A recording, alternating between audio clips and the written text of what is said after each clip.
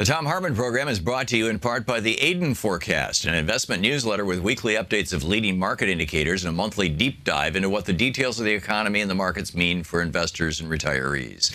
On the web at aidenmarkets.com. Wines have some of the highest pesticide levels in our food chain. This hour brought to you by ecowine.com. Pesticide-free wines, organic wines, imported from France by the Organic Wine Company, ecowine.com. Hartmann Program is brought to you in part by Super Beets. Super Beets are sourced from non-GMO beets, and they're packed with dietary nitrates, helping to produce nitric oxide for more energy, stamina, and support for healthy blood pressure levels naturally. For more information, call 800-223-8242 or visit tomsbeets.com.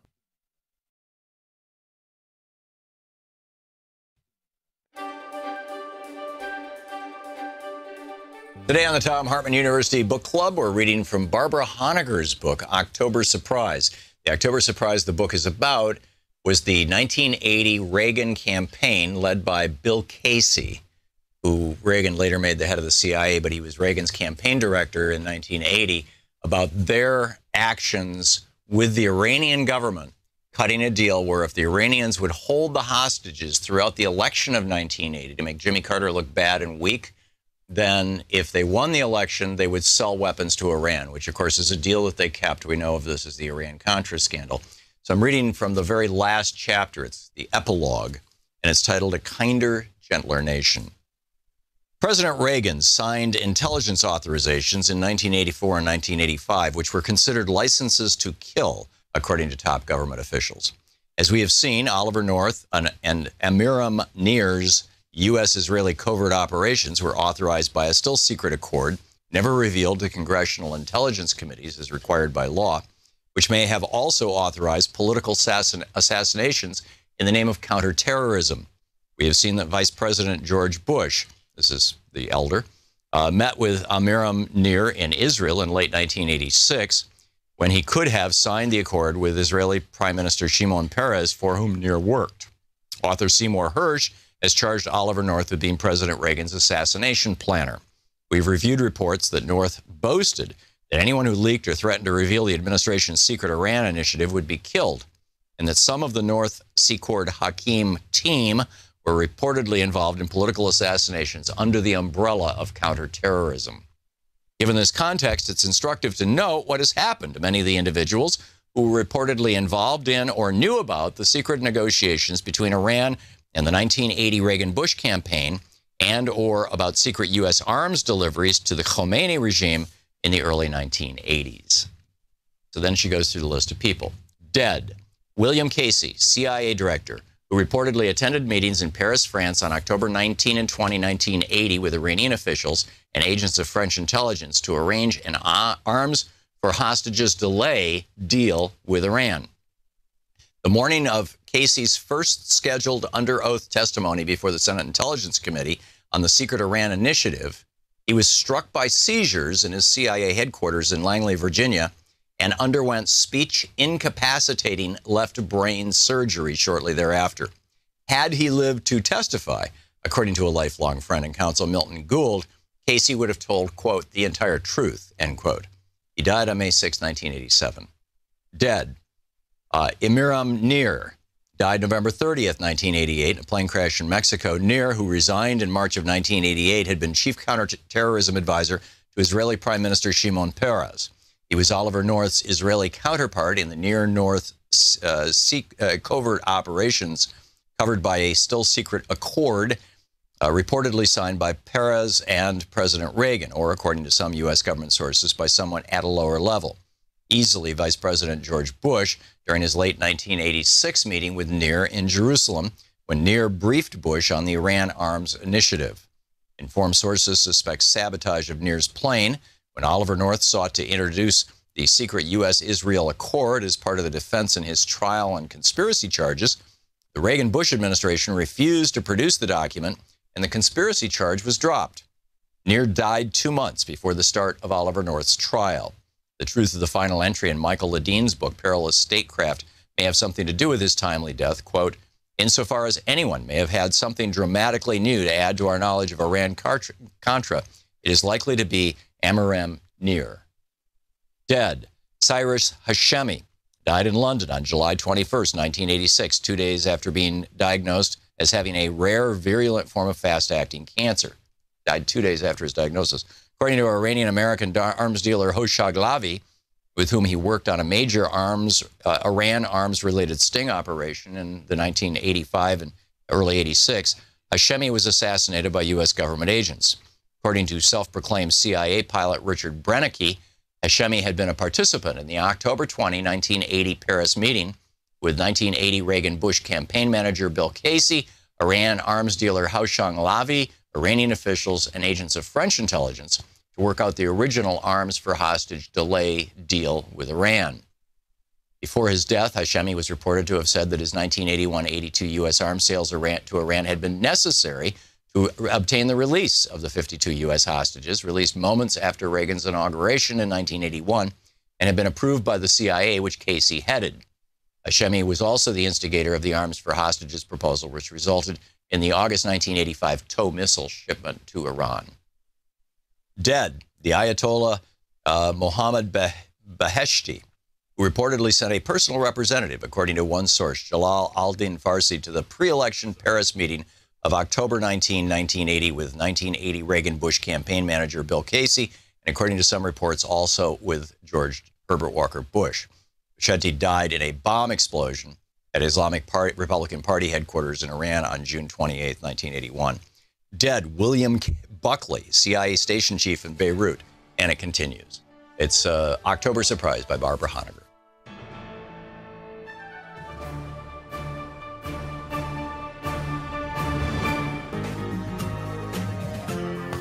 This is the Thom Hartmann Program. Greetings, my friends, patriots, lovers of democracy, truth, and justice, believers in peace, freedom, and the American way. Thom Hartmann here with you. So, Donald Trump goes to Davos. By the way, it's Anything Goes Friday. Today is the day we can actually talk about, whether you're worried about chemtrails or aliens, but actually a lot of very good and important and rational issues. So Trump goes to Davos, and the whole media in America is like, whoa, he's hanging out with the globalists. How can he do that? Donald Trump has a Trump Tower in Manila, in the Philippines. Donald Trump has a Trump International golf course in Dubai. Donald Trump has a golf course in Aberdeen, Scotland.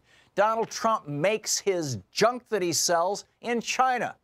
His daughter makes the junk that she sells in China. This guy is like the epitome of a globalist. And not only that, he just passed a $5 trillion 10-year tax break that at least $750 billion is going to go to people outside the United States. Not to mention all the multinational corporations, Apple, Google, Goldman Sachs, fill in the blank, who are all sitting in that room in Davos.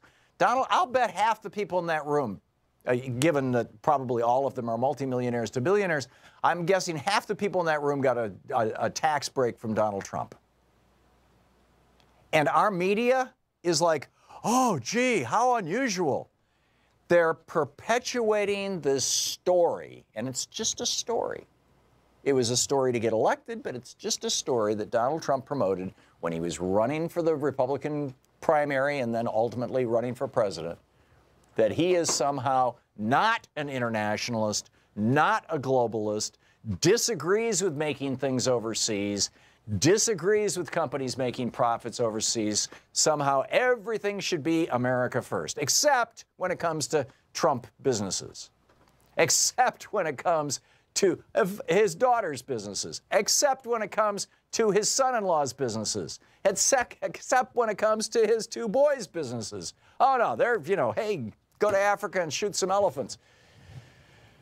The old Dick Cheney thing of going to Wyoming and shooting quail is just, that's too quaint, for the Trumps, because they're international billionaires. And the American media is playing it like, wow, can you imagine? This guy who's just a down-home fella who just loves America first, he went off to Davos and he told them what for? Come on. Trump himself in his speech perpetuated this mythos, this myth of Donald Trump. I mean, this is crazy. Donald Trump is the original globalist. I mean, he's getting funding for his hotel properties out of weird little islands and from Russian mob bosses. He's hooking up with corrupt dictators or whatever you want to call Duterte in the Philippines and the people who run Dubai. It is the essence of globalism and internationalism, the Trump business. But somehow we forget that. The other thing that boggles my mind is, a headline, I think it was in the Washington Post, it might have been the New York Times. In fact, I should probably just take a real quick look before I go off on it. Let's see, there's the New York Times, and there's the Washington. Okay, it's got to be in the New York Times.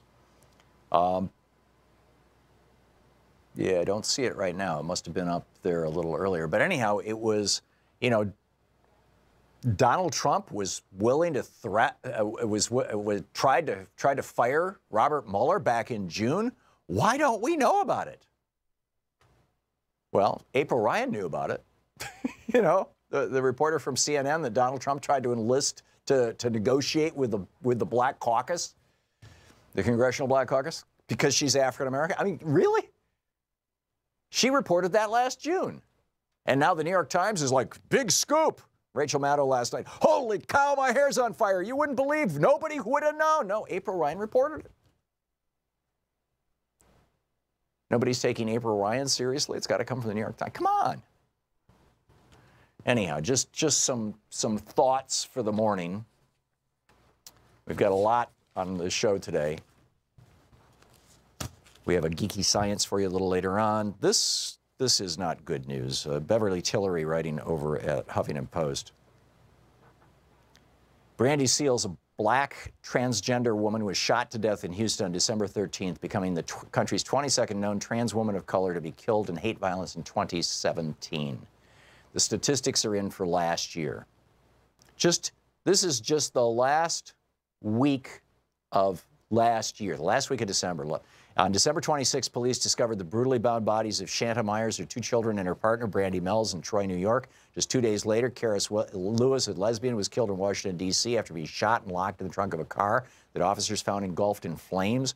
On the same day in West Palm Beach, Florida, Kalata Crowell and her daughter were fatally shot. Police arrested the son of Crowell's girlfriend on 2 murder charges. These were the final hate violence killings in a hate-filled year for the LGBT community. This is, and I've laid this at the feet of our internationalist in chief, Donald Trump, who has been ragging on gay people and talking about, oh my God, we can't have trans people in the military. And, he has just been feeding the hatred of the homophobes. He signed an executive order to make sure that questions about gender identity were not included in the census in 2020. He has tweeted that transgender people in the military are, quote, a disruption, quoting Beverly Tillery in the Huffington Post. She writes, the president has tweeted and the administration has rolled back non-discrimination protections for transgender and gender non-conforming students, and Betsy DeVos is playing her role in this. So basically the whole administration is devoted to throwing hate and shade on Muslims, people of color, and LGBT, gay people and trans people, and bi people and lesbians. I mean, this is, in fact, to quote from the story, reports of homicides of queer, bi, or gay cisgender men increased 400% in the first year of the Trump administration. 2017 was the highest we have ever had. It's amazing. And meanwhile, Mick Mulvaney, who has taken over the Consumer Financial Protection Bureau, Mick Mulvaney, who, when he was a congressman, a right-wing Tea Party congressman, took donations from Discover Financial Services PAC, MasterCard International Employees PAC, American Express Company PAC. He's taken, to quote Carl Frisch, he has taken nearly $1.3 million in campaign cash from big banks, predatory lenders, and other financial bad actors. and is now expected to oversee as acting director of the Consumer Finance Protection Bureau. Well, what did he do? He just announced that he's going to delay for a year a CFPB rule that would protect people who have prepaid cards. That's 23 million Americans. Some of them get their Social Security checks this way. Some of them get their pay this way. These prepaid cards do not have the same protections that credit cards do. If you are the victim of fraud and you use these prepaid cards, and they're just as vulnerable to fraud as our credit cards and debit cards, you are SOL. You are toast. You're screwed. Sorry. Tough luck. And Mick Mulvaney wants to keep it that way on behalf, so that the issuing banks have no responsibility and they don't have to do any follow-up and they don't have to do any investigation. 23 million Americans just got screwed by the Consumer Finance Protection Bureau. Did you see that in the news today? It seems to me like a big friggin' issue. 23 million Americans? No, I didn't see it either. Meanwhile, the Mercers, Trump's billionaire mega donors, throwing millions of dollars into hardcore right-wing organizations that promote the denial of science of climate change. This is as toxic as it gets, killing the earth for political power and profit. Insane. This is the Thom Hartmann Program. So hopefully I've seeded the day with some good rants. Let's see what you have to say after the break.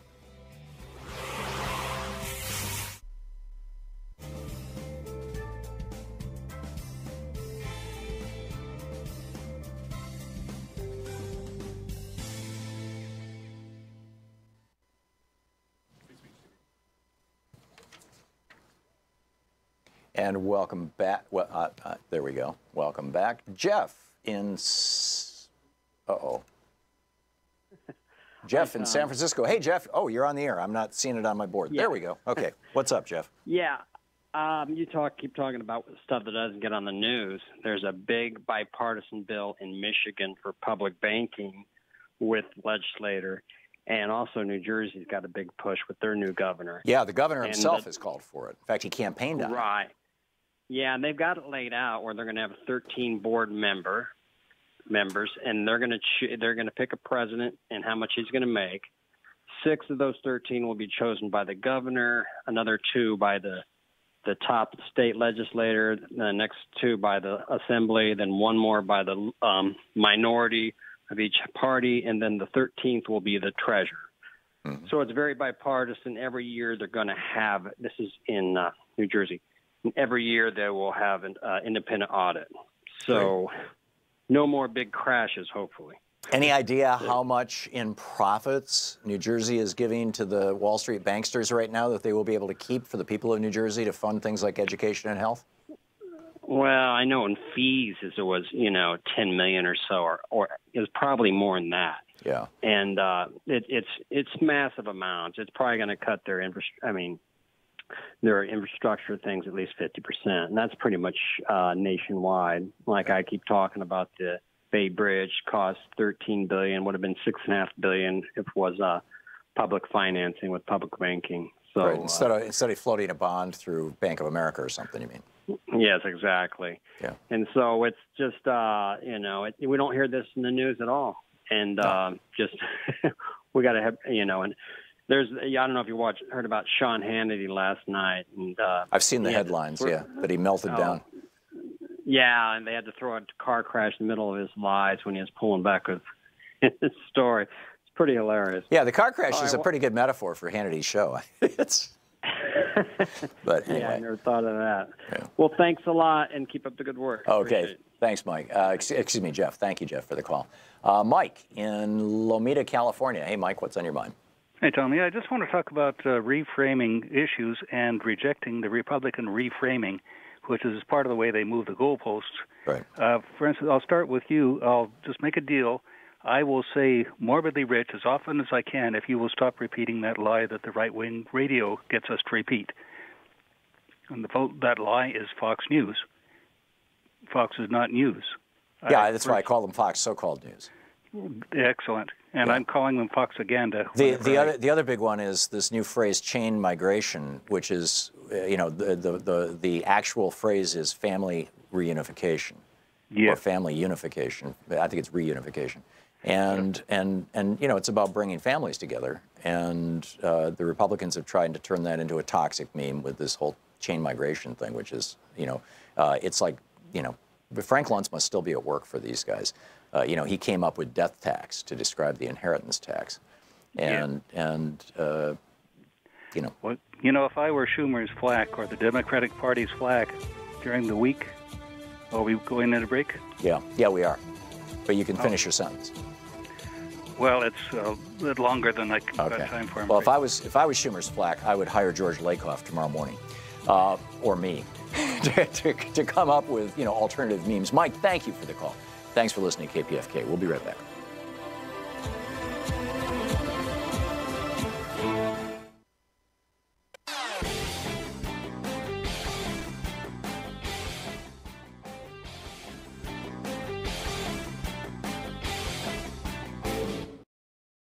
Hi there, I'm Marie with Free Speech TV. Your support, whether through giving donations, volunteering, or spreading the word about Free Speech TV, has made it possible for the only independent progressive news network to exist. And for that, I want to say thank you. Now you can give to the network powered by the people by donating an unwanted or used vehicle through our Vehicles of Change program. If you have an old car, RV, or even a motorcycle, Free Speech TV can use it to grow and thrive. You can make a bigger difference in supporting Free Speech TV by giving an old car. It's a great way to support the network without having to dig into your bank account. Just call 877-378-8669 and ask for more information about Vehicles of Change. Again, the number to call is 877-378-8669. If it has a VIN, we'll take it in. Thank you.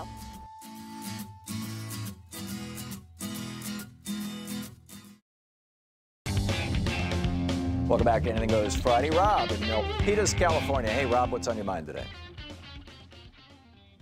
What's on my mind is this voter suppression and hackable voting machines out there that seems to be stealing our elections. Yep. Are you aware that the Democratic Party recently adopted a resolution amounting 50-state strategy to, quote, pursue all remedies in overturning current and future methods used in undermining U.S. citizens' right to vote or to have their votes counted as cast in free, fair, verified elections. You aware of that? Yes, and there was a lot of discussion about this in the platform committee back in 2016, in the summer of 2016, or maybe it was the spring, whenever it was, and the Democratic Party has finally woken up. They're still not talking about it out loud very much, but they have woken up. They've figured out how they've been screwed. And, you know, it's a combination of gerrymandering, voter suppression, and you know, unreliable machines, particularly intentionally inflicted unreliable machines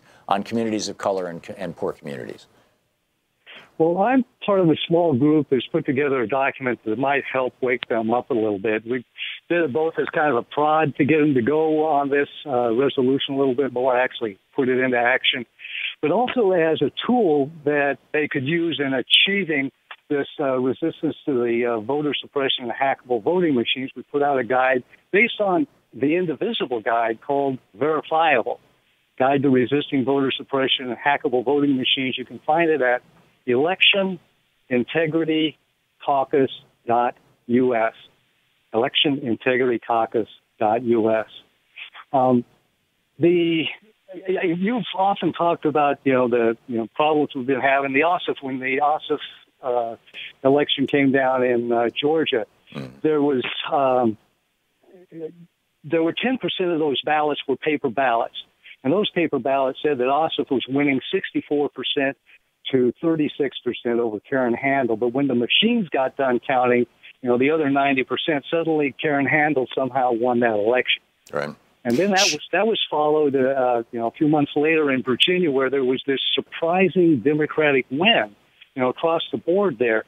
And I was surprised too until I found out that the hackable voting machines that I expected to, be in place there had been removed about 2 months before the election. Yeah. I think based on a court decision. Although because of the gerrymandering, Virginia still, their House or Senate is still controlled by Republicans, which is why they just blew up an attempt to expand Medicaid in Virginia. Yeah, and that gerrymandering is one of the dozen, as we call them, 12 different ways that they suppress the vote, the gerrymandering, the caging, the whole long list of those kinds. Yep. Now, I've got a framing question for you. Given that our country is founded upon the ideal of democracy and people voting, what could those of us who are using this guide that are at the ground level and dealing with a local registrar of voters or a secretary of state that is not willing to get rid of the hackable voting machines, or not willing to, stop the voter suppression things that they're currently endorsing, what do we call those folks? Un-American, anti-democracy, anti-democratic? Any suggestion there? Well, given the current political climate, maybe calling them Russians would do it. I don't know. Russian sympathizers. I got it. Okay, that sounds good. It's tragic. Though I think that we are not paying anywhere near enough attention to the efforts by the Republican Party that go back to the 80s. I mean, actually they go back to the 60s. It's when the former Chief Justice of the Supreme Court, William Rehnquist, made his stripes in Arizona, standing outside polling places in Hispanic and Native American communities, and he was like 6'2", big bear of a man. White guy standing there with a clipboard. He was a lawyer at the time, going, "Hey, do you have the right to vote? You don't look like you have the right to vote. Show me somebody. I challenge this guy's right." That kind of thing. And, scared away a lot of voters. And ultimately, he was rewarded by the party as Chief Justice of the Supreme Court. That's how it starts. Rob, I got to move along, but your points are all excellent. Joe in Franklin, Indiana. Hey, Joe, what's on your mind? Yeah, I have a plan that what people should be doing with their Trump tax break. Okay. And you mean the $30 a month that people making 60, 70 grand are going to get? Exactly. So what we do is this. I mean, you weren't supposed to get it anyway. Progressives should donate it back to the federal government. But see, here's the problem, Joe. Most people won't even see a tax break because their health insurance is going up, which is also taken out of their paycheck. Or you know what? But that would have gone up anyway, whether we had this tax break or not. No, but I mean, my point is, I doubt most people have larger paychecks today than they did last month. And if they do, they should donate it to the federal government. You have lots of people getting $1,000 bonuses. They should donate that straight back to the government. Why? You could do a 15-second Google search. Donate to the federal government. There is a place that you can. Why? Joe? Joe has vanished. We lost Joe. Okay. Well, we're hitting a break anyway. The whole GOP tax break thing is a scam, number one. I mean, it's not a scam for the billionaires. They're going to get $5 trillion of our money. But it's largely a scam, number one. And number two, the cost of it is 14 million people losing their health insurance and the setup for Paul Ryan and Mitch McConnell to destroy Medicare, Medicaid, and Social Security. And that's coming, I promise you. You're listening to the Thom Hartmann Program. Call 202-808-9925. We'll be right back. Stick around.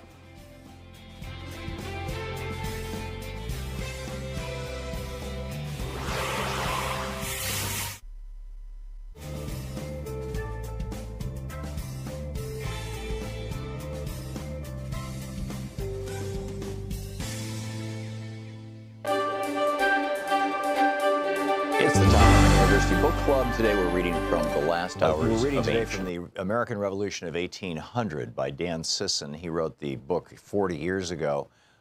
Recently, I went through, Dan and I actually went through, I wrote a foreword and an afterword to it and did some substantial editing on the book. And it's something you need to read. This is from the introduction, which I wrote. It is rare when a book about our early republic is relevant 40 years after it was originally published. It is rarer still when that book provides insight into national problems we refuse to solve 2 centuries later. You are therefore holding in your hands or reading on your pad or computer one of the most important books you will ever encounter. Here is why. Unlike other histories of this era, this book is written from a revolutionary perspective, much like Jefferson's generation viewed the world. The American Revolution of 1800 was not just about an election. It was about the life and death struggle for power between democratic Republican principles and oligarchic plutocratic values based on corruption. In short, this book, by implication, is about the identical crisis America faces today. The author's unique analysis is based on the idea of faction controlling party and how both undermine constitutional government. In an age where modern parties and the factions that control them have paralyzed our government, this book validates the politics of the founders. In still another contribution, the book demonstrates how preserving revolutionary ideas within our culture depends on understanding the classical tradition. The ability to recognize a demagogue is rooted deeply in the role Caesar played in destroying the Republic of ancient Rome. That fear of a Caesar inspired Jefferson and others to organize citizens against the Federalists, thereby completely contradicting the political rules of their time. This book, above all, presents a profoundly positive view of Jefferson and his creativity in the midst of crisis. It celebrates his gift 24 years after he wrote the Declaration of Independence and proves he never abandoned his principles or his revolutionary vision for America's future. Ironically, it's become a cliche in political and economic circles that while we love Thomas Jefferson, we live in a country largely run by Alexander Hamilton's policies and John Adams's politics. This may have been more true of the roughly 200 years before the contemporary free trade era, beginning in the 1970s under Richard Nixon and exploding in the mid-1990s when Bill Clinton signed NAFTA. Alexander Hamilton must be rolling over in his grave. Nevertheless, we have become a mercantilist nation dominated by banks and big industries as Hamilton envisioned.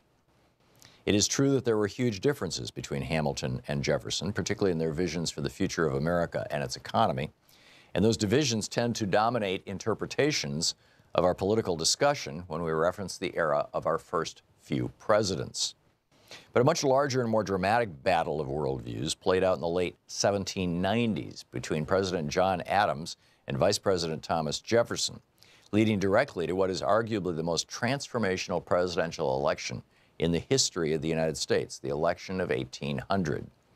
In other books and places, both Dan Sisson and I have written at some length about the differences between these two men and their respective visions of America. Adams relished throwing newspapers editors in prison and demanded that when he and his wife visited a town, the local militia come out to fire their cannons and salute of him and shout, "God save President Adams."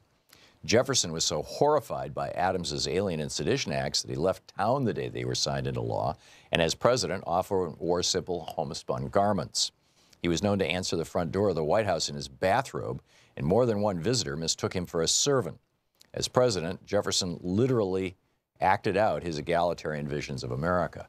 In my book, The Crash of 2016, The Plot to Destroy America and What We Can Do to Stop It, I describe Jefferson's concern over aristocracy in American politics. On October 28, 1813, in a letter to his old rival John Adams, Jefferson commented on his distrust of America's growing wealthy elite, naming in particular the Senate, which was not then democratically elected by the people. Referring to the, quote, cabal in the Senate of the United States, end quote, Jefferson wrote, "You, John Adams, think it best to put the pseudo-aristoi into a separate chamber of legislation, the Senate, where they may be hindered from doing their mischief by their coordinate branches, and where also they may be a protection to wealth against the agrarian and plundering enterprises of the majority of the people." Then Jefferson countered in the letter, writing, "I do not believe them, the Senate, necessary to protect the wealthy, because enough of them will find their way into every branch of the legislation to protect themselves."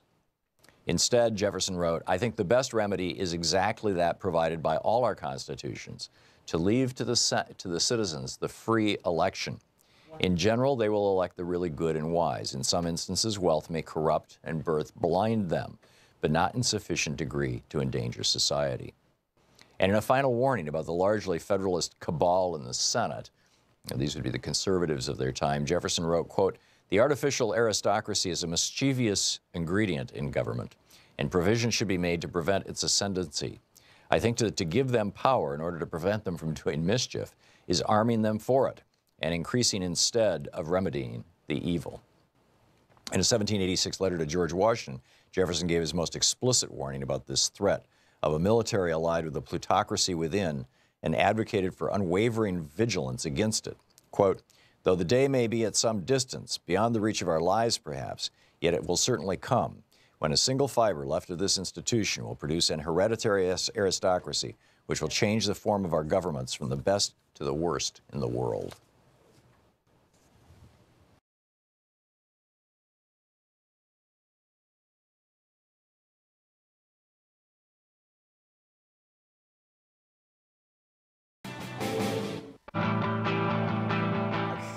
Welcome back. Just a quick heads up. In the third hour of our program today, Jex Blackmore, the spokesperson for the Satanic Temple, is going to drop by. They're up to some really interesting stuff. And today is the 74th birthday of Angela Davis, the iconic civil rights leader. A quote from Angela Davis, particularly important when thinking about DACA and the Muslim bans for today. Quote, "If they come for me in the morning," let me try this again. "If they come for me in the morning, they will come for you in the night."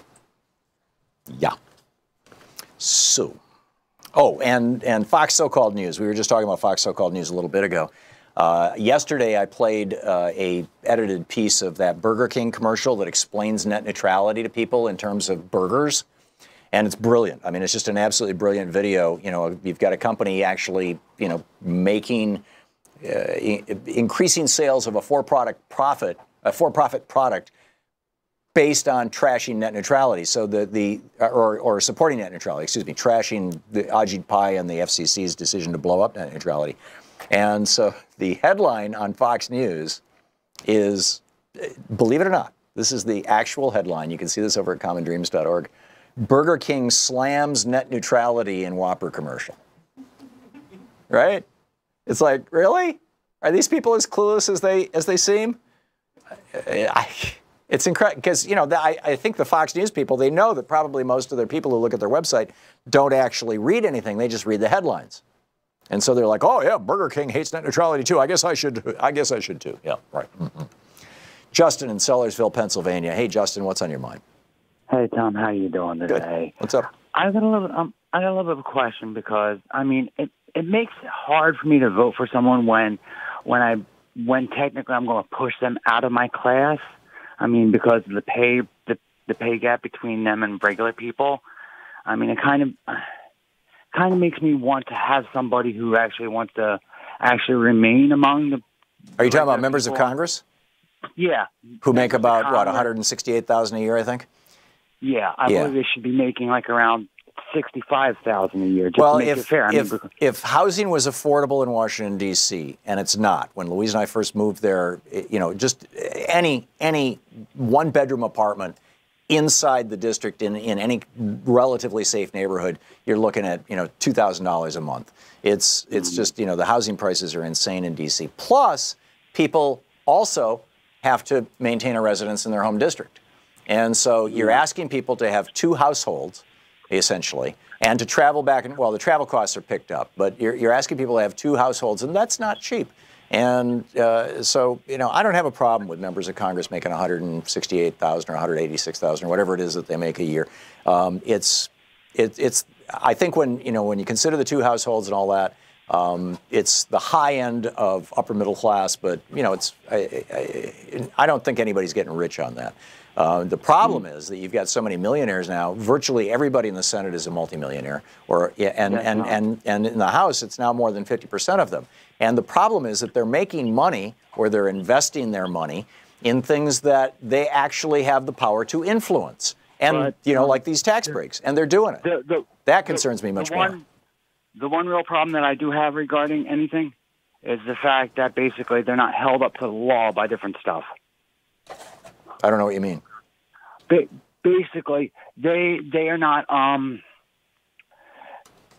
Basically, they're not as accountable as some people. I mean, like if they're caught in something with a business that does a scam and that sort of stuff, they're not really held up to it. They're allowed to create scam holes and different stuff. They're allowed to take health care away from people and still be considered a regular person, which makes no sense. Well, the remedy for that. The remedy for that is in the ballot box. The thing about members of Congress being able to do insider trading and stuff like that's a scandal. I mean, there's a bunch of actual real scandals that all of them can be tracked back to when Republicans are in charge and the way that they change ethics rules and things like that.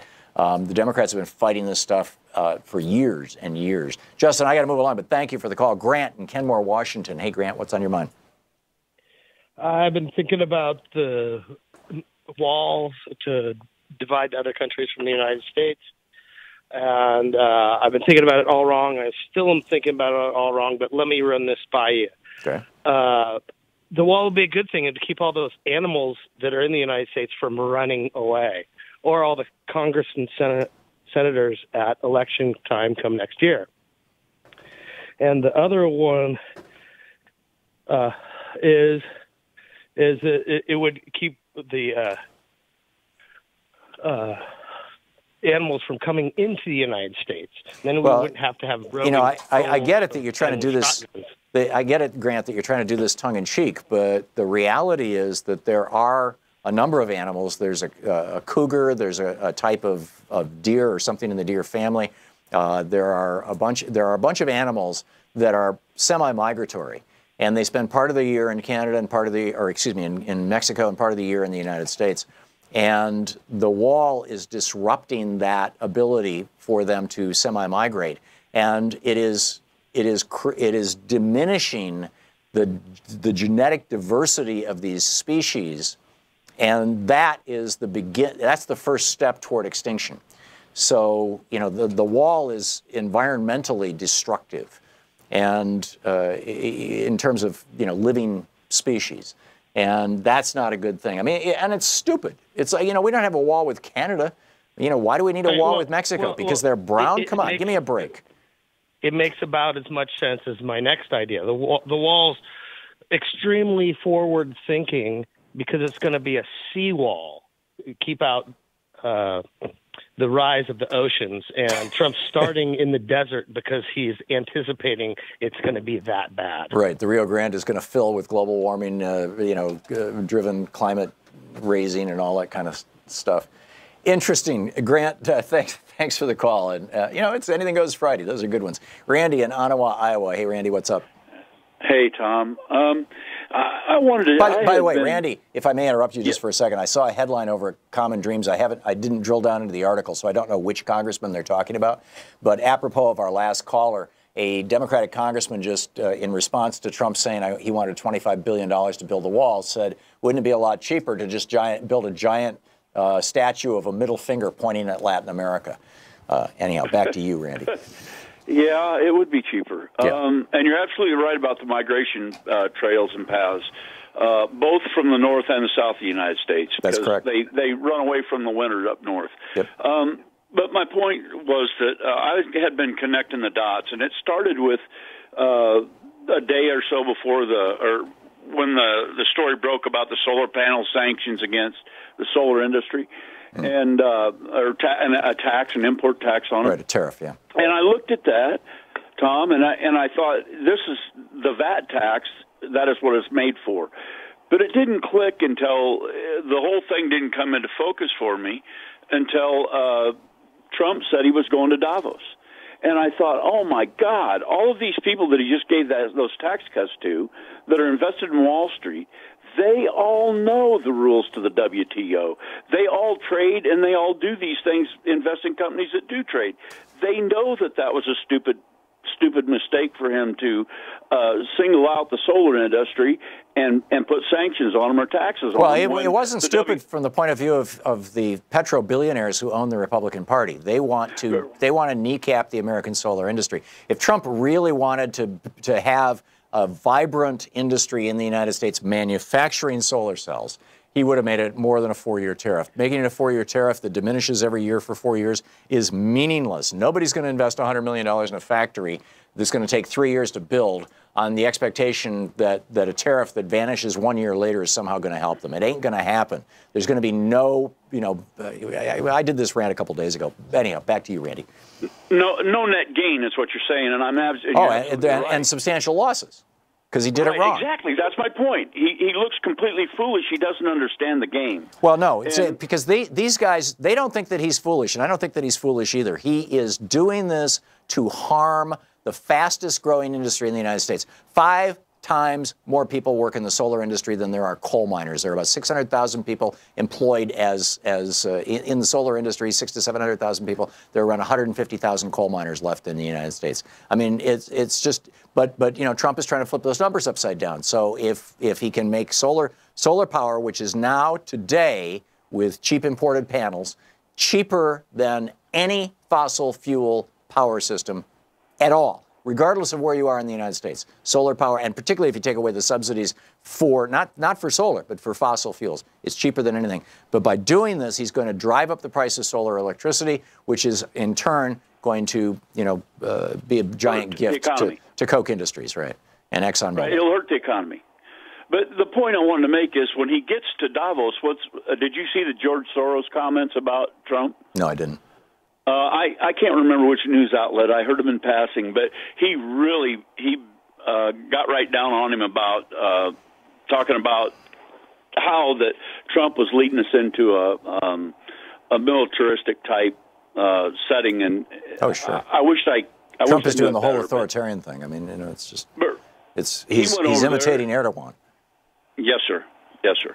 And the thing about you're talking about this advantage to the oil industry, big oil, is that global warming has already opened up that Arctic, and that's the Russians are beating us up there terrible bad. The Chinese just announced the new Arctic Silk Road Initiative. The Chinese are going to be partnering with Russians and other countries that have boundaries that parallel the Arctic Ocean, except us. I don't know if Canada's in on this or not, but the Chinese are throwing billions of dollars into this because global warming is opening up the Arctic. Spot on, Randy. Thank you for the call. You're listening to Thom Hartmann. Visit thomhartmann.com for audio and video archives. Anything Goes Friday. Back with more of your calls right after this.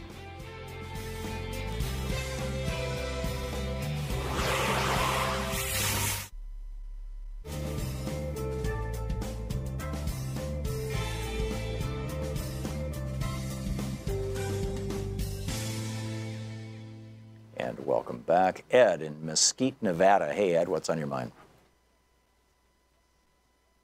Ed?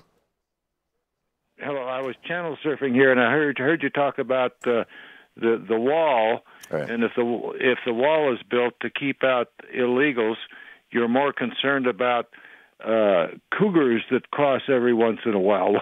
No, what I'm saying, Ed, is that it's stupid policy. Let me ask you a question. Why is it that we did not have net positive migration into the United States by people who were, quote, illegal pre-1970? I have no idea. Because prior to the 80s, Reagan changed this policy in 1983, I think it was. Prior to the 80s, when employers hired people who were here without documentation, the employers went to jail. Dwight Eisenhower sent employers, rich white guys, to jail. Richard Nixon sent rich white guys to jail. Jack Kennedy sent rich white guys to jail. Ronald Reagan stopped that policy. And now, today, you've got meat packing plants in the upper Midwest. You've got construction sites in Nevada and Arizona who are advertising in the Spanish language in these 4-page broadsheet newspaper, the shopper guide kind of newspapers that are published in Spanish that are distributed in Mexico. So you've got rich white employers in the United States because Reagan stopped the policy of putting employers in jail. And even Trump's raid on 7-Eleven last week, they're not busting the corporate suits at 7-Eleven. They're not even bothering the corporate suits at 7-Eleven. They're going after the individuals who said the people down in Mexico who are experiencing poverty as a result of NAFTA, of our exporting corn with multi-billion-dollar federal subsidies. So we've wiped out over 1 million Mexican small farmers in the last 3 decades. Over 1 million have gone from literally having a family farm and being self-sufficient to living in hovels, in barrios, in the outskirts of Mexico City. Abject poverty. And those people get an ad, a help wanted ad from a meatpacking plant in Iowa, and they say, hey, I'll go. I'll cross that river. I'll risk my life because I'll be able to support my family. And who are we going after? We're going after that guy who's just trying to make his life better. Ed, it makes no sense. If we started putting rich white guys in jail once again who are employing people who are in this country without documentation, you would see the end of so-called illegal immigration. You don't need a friggin' wall. Canada doesn't have a wall. There are millions of Americans who would love to go to Canada to get free health care and free college education. Canada won't. Canada will put employers in jail if they hire people without a work permit. It's just that simple. I was in Canada a year or so ago, and I don't know if have you ever driven across the border into Canada? Many, many times, yeah. I used to live in Michigan, and I used to live in Vermont, and we used to travel back and forth through Canada. Okay, and they stop you, and they search your vehicle and do all that. Yep. That isn't what happens when you cross from Mexico in the San Diego area. They just wave you through. They don't even stop you. Well, I've been stopped at the Mexican border at least twice in my life. I've been waved through once. And I've been waved through the Canadian border a few times. I mean, I listened to 4 minutes of this diatribe, but earlier today you thought it was more important to let cougars cross the border than illegals. Yeah, I'm telling you, the whole illegal thing. We don't have an illegal immigrant problem in this country. We have an illegal employer problem. And that's where we need to focus our attention. Ed, thanks for the call.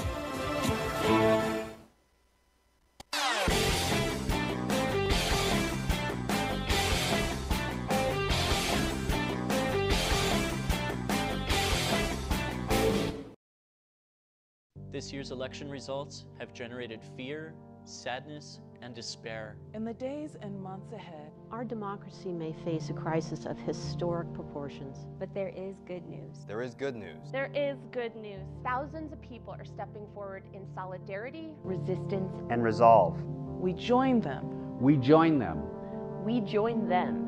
In standing with the most vulnerable communities among us. Those most likely to be targeted by new restrictions and policies. We will tell their stories here. Here. Here on Free Speech TV. We will lift their voices here. Here on Free Speech TV. In the difficult times ahead, know that we will be with you 24 hours a day. Every day. You are not alone. You are not alone. You are not alone. There are millions of us. Raising our voices and hearts together as one. We've got your back. We got your back.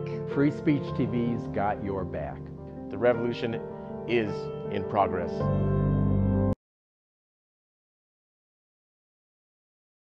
Washington. Hey, Mark, what's on your mind today?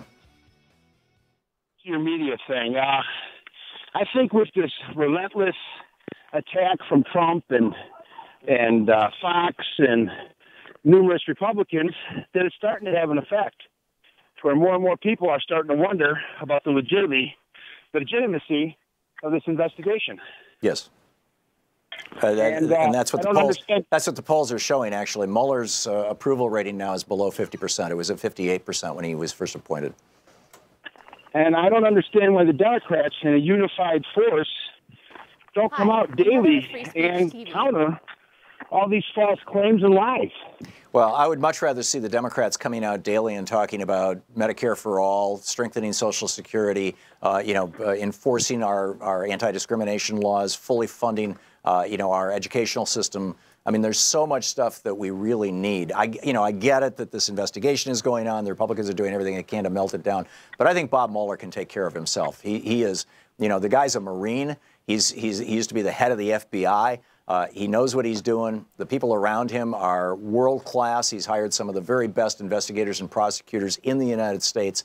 And if there's anything there, they're gonna pull it out and they're gonna totally kick ass. I have no doubt about that. So I agree with you with that. But if he gets 45% of the populace that will believe his fake news story, right, and he refuses to cooperate, where do we go from there?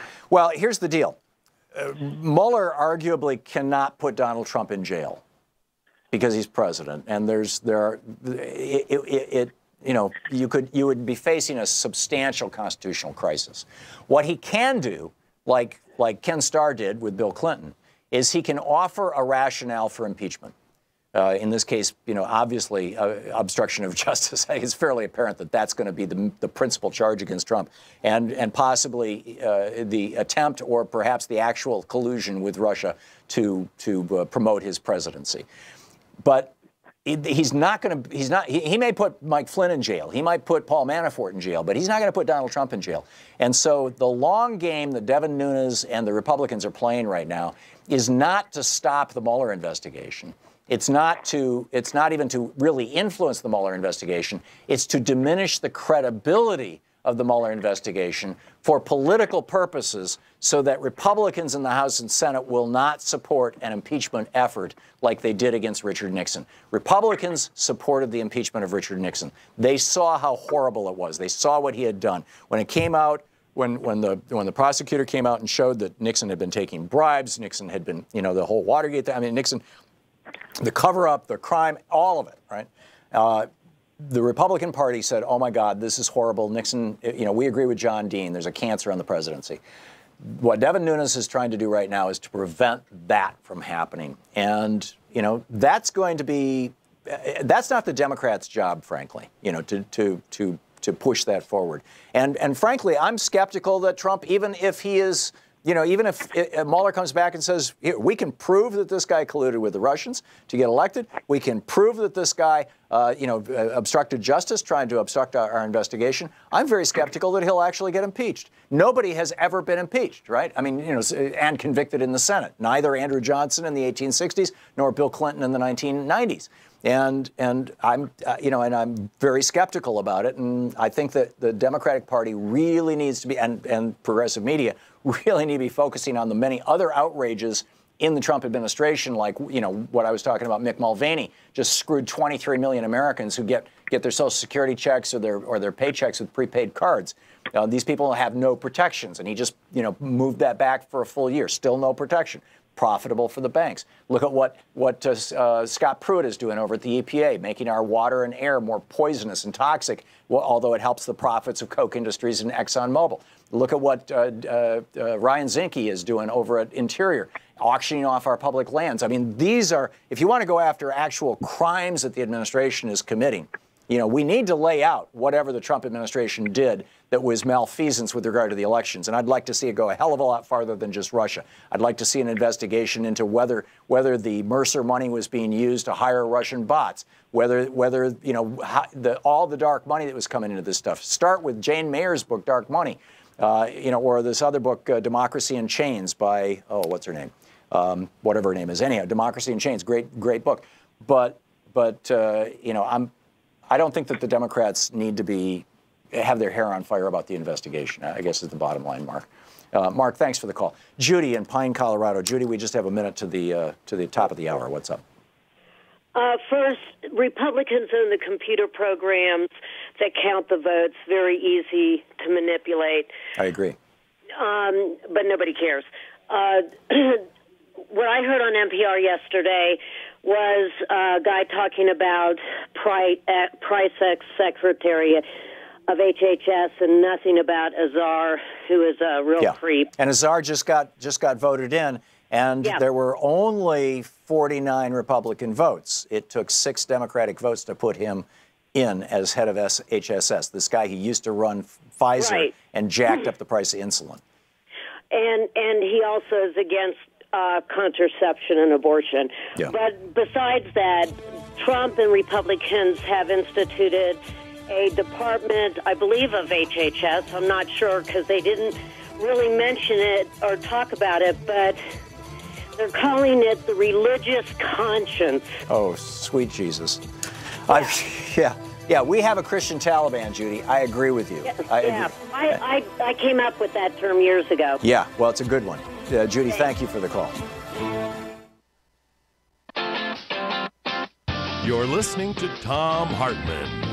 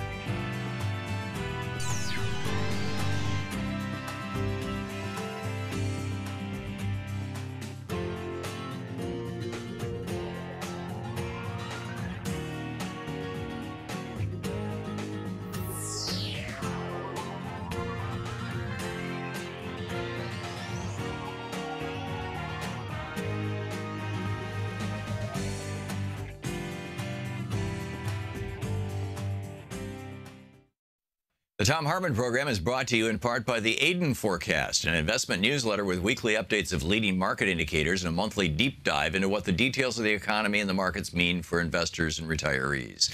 On the web at aidenmarkets.com. Wines have some of the highest pesticide levels in our food chain. This hour brought to you by ecowine.com. Pesticide-free wines, organic wines, imported from France by the Organic Wine Company, ecowine.com. Hartmann Program is brought to you in part by Super Beets. Super Beets are sourced from non-GMO beets, and they're packed with dietary nitrates, helping to produce nitric oxide for more energy, stamina, and support for healthy blood pressure levels naturally. For more information, call 800-223-8242 or visit tomsbeets.com.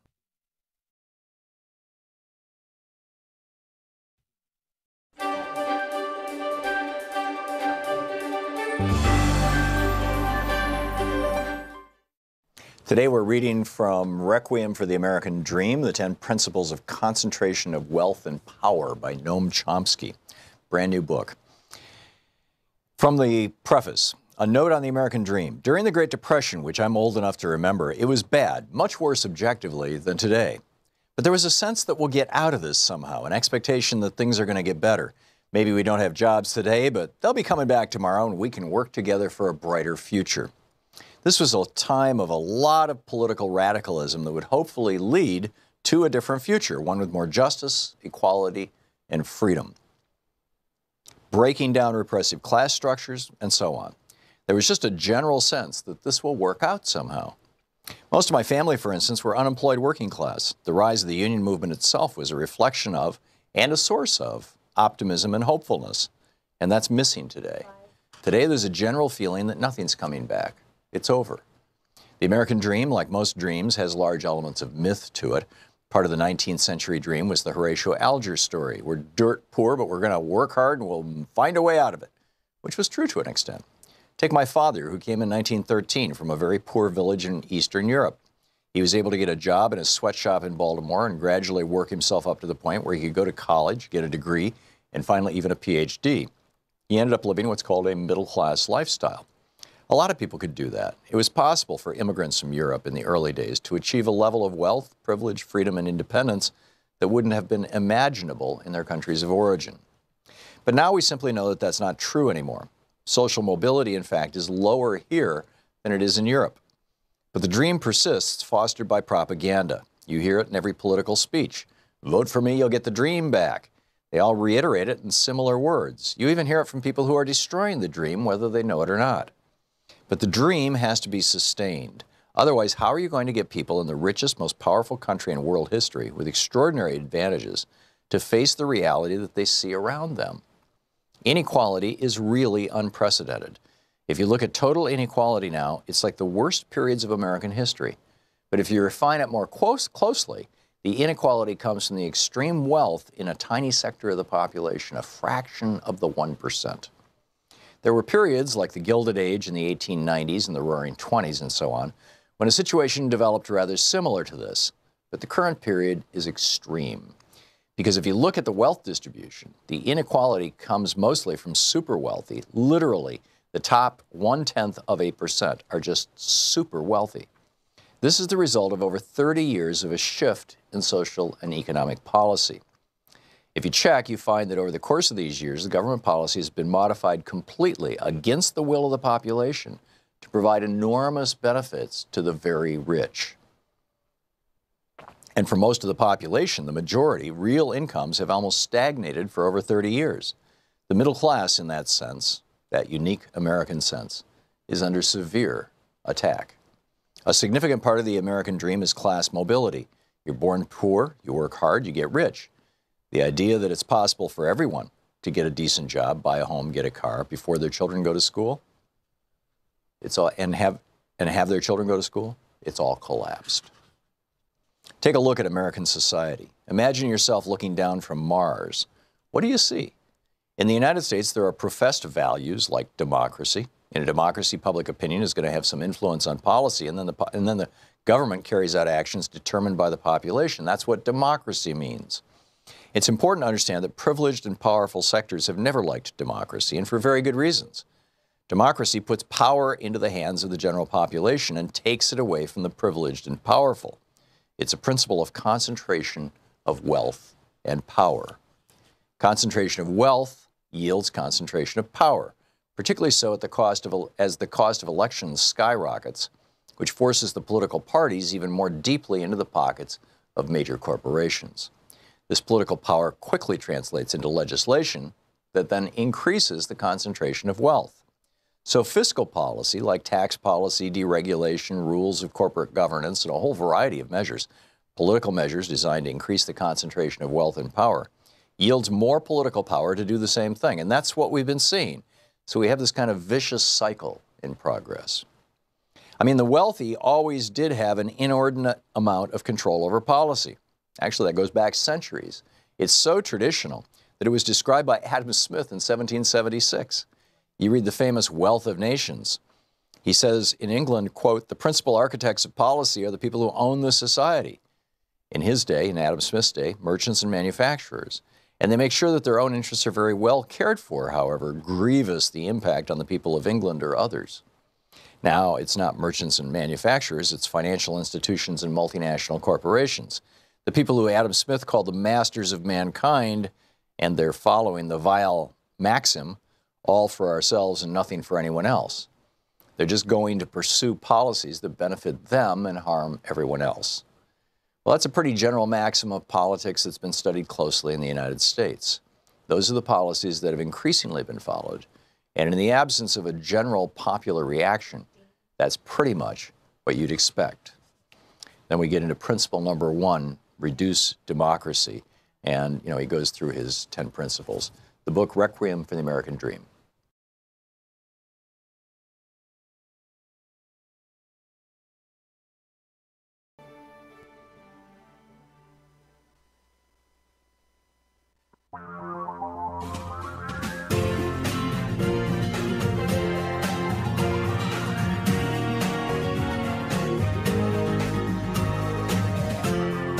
This is the Thom Hartmann Program.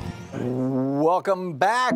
It's the Thom Hartmann Program on Friday. Anything Goes Friday. And now for our Geeky Science Alert. Yes, indeed, our Geeky Science here for today. Over the past 2 decades, deaths from drug overdose, this is from drugabuse.com, have become the leading cause of injury death in the United States. And 75% of those deaths include opiate painkillers. Researchers found that opiate deaths, however, decreased radically by 33% in 13 states. This was a study that was done between 1999 and 2010. And they looked at the medical marijuana laws and the death certificate data in all 50 states. And they found that in the 13 states that between 1999 and 2010 had made medical marijuana legal. It was only 13 states at that point in time. Now, you know, it's about half the country. Now it's 23 states in the District of Columbia. But at that time, there were 13 states, and in those 13 states, they saw an average 33% drop in opiate-related deaths in those states. And these are from people who were using prescription painkillers legally in most cases, about 75% of them. And what is killing, you know, and so what's happening is people are using pot as a painkiller, and it's a very effective painkiller, instead of narcotics. And, you know, you can't overdose on pot. The only way to die of a pot overdose is to have a bale of it fall on your head. That's it, right? Nobody has ever died of a marijuana overdose. It doesn't happen. So, you know, anyhow, that's our Geeky Science for the day. Back to Anything Goes Friday. Jackie in Slinger, Wisconsin. Hey, Jackie, what's on your mind? Yeah, I wanted to talk to you about the new commission that Trump is forming, the religious right for medical professionals to discriminate. Yes. Yeah, this is the one that Ellen Ratner reported on about a week and a half ago on this program. And she said that her read of the law meant that if an ambulance driver it was sent to pick up a trans person who was, you know, visibly trans, that they could simply, based on the appearance of that person, could refuse to, say the person's unconscious in a car accident, they could refuse to carry them citing their religious whatever. You know, anyhow, back to you, Jackie. Yeah, that's basically what I wanted to say. You know, and we have proof of that in Washington D.C. I think you lived there. Yep. There was a trans woman who was laid dying in a street, and an EMT personnel showed up, saw that she was trans, and refused to provide any medical care. Stood over her and laughed as she died, laying in the street. You're kidding. When did this happen? That was quite a few years ago. Just this week, Huffington Post reported on a trans man who went to his general practitioner complaining of a lump in his breast. So he was sent out for a mammogram. Mammogram came back positive, sent out for biopsy. Biopsy was positive. But his doctor never got back to him to tell him that he had cancer. Oh, my God. When he finally called the doctor said, well, I'm not really comfortable with you being trans. Therefore, I was more comfortable sending you to a psychiatrist than an oncologist. That is criminal. I mean, that's the stuff that person should be their family or whatever. You know, somebody should be making millions on a lawsuit there. That's so wrong. This cancer had progressed to the point that it had metastasized. He now has lung cancer and probably is not going to live. Oh, jeez. Yeah, this is. And when I came out years ago, I had a general practitioner, and he said, "Well, I'm not going to be able to handle you anymore. This wasn't for any of the transgender-related services. Just my general practitioner." He says, "I just can't have you because my other patients will be uncomfortable having you in the office." So then I went to my medical service. I said, "Can you find me another general practitioner?" It took them a week. Amazing. To find one person who would be willing to see me. Amazing. And 1-8 covered this topic. They spent most of their time talking about abortion. And they spent just a couple minutes talking about how this can affect the GBLT community. They said, oh, this won't be about the person. This will be about procedures. And that's just not true. Yeah. I've lived it. Yeah. And so have most other transgender people. It will be about denying service to people because they're trans, because they're lesbian, because they're gay. Yeah. Amen. Amen. And it's morally wrong. It should be legally wrong. In most places it is. And the Trump administration, I think one of the reasons that murder of trans people is this last year, 2017, was the highest in history, at least recorded. In part, it's, you know, more people are out, but mostly it's because the Trump administration for, 2 years now, a year of campaigning and a year of governing, has been banging the hate gay people, hate trans people, drum. And it's just wrong. It is no way to govern. It's wrong. Jackie, thank you for calling and sharing your story. I appreciate it. It's a good one. Allie in Enfield, Connecticut. Am I saying your name right? Yeah. Hey, Allie, what's up? Not much. How are you? Fine. First of all, let me just say thank you for being such an ally to trans people. And second of all, I got two questions. I had one. You reminded me of another. But how long has NPR been funded by the Koch brothers? Oh, decades, I'm sure.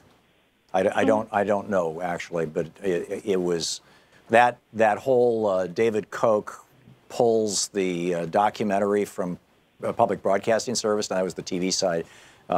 But he was a big donor to them, and they pulled a documentary, Citizen Koch. They never played it because he objected. That was at least a decade ago. I mean, I was doing the show, so it's less than 15 years ago. But anyhow, that's all I know, Jackie. I'm sorry. Yeah, it was like last year in the morning. Just about a year ago on All Things Considered, said something. They said it was funded by Koch brothers or Koch Network, and yeah. So that was the last time I was on NPR because I don't know, it just seems wrong. The other question I had is, do you think it's right or normal that in the District of Columbia right now it is legal to smoke and sell, own, grow weed, yet on a federal level it is not? Oh, it's crazy.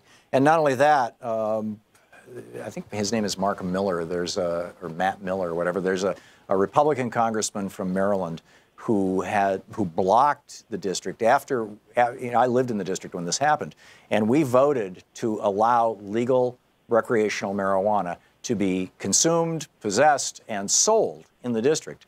And he blocked the money that the district needed to regulate the sale of marijuana. In other words, somebody wants to open a dispensary, they have to get licensed and all that kind of stuff, and that requires an administrative thing. In Mass. Yeah, they blocked it, and so now it's legal to possess or use pot in the District of Columbia, but it's illegal to sell it, and because you would be selling it without a license, and of course it's illegal at the federal level, and Jeff Sessions has now said, we're going to allow the feds to the FBI or whoever to go after people who are using or consuming pot, which raises for me giant flags about selective prosecution, where if you got a large population that's using marijuana, and probably a significant percentage of the people in the anti-Trump movements who are showing up in the anti-Trump demonstrations in Washington D.C.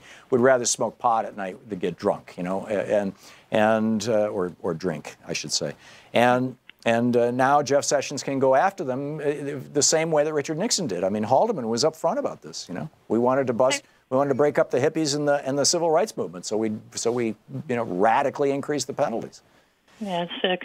Yeah. I really believe that Sessions is like in bed with alcohol companies or paper companies or something, because he's the big corporate interests, the tobacco and alcohol companies, and the pharmaceutical industry, the opiate industry, the painkiller industry is threatened by medical marijuana. It's medical marijuana. It's decreasing deaths in states that have decriminalized pot by 25%.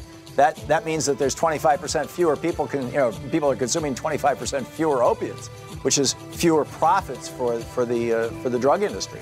And so, I agree with you, Allie. Allie, I got to run, but thank you for the call. We'll be back. It's Anything Goes Friday. This is the Thom Hartmann Program. We'll be back in just a second with more of your calls.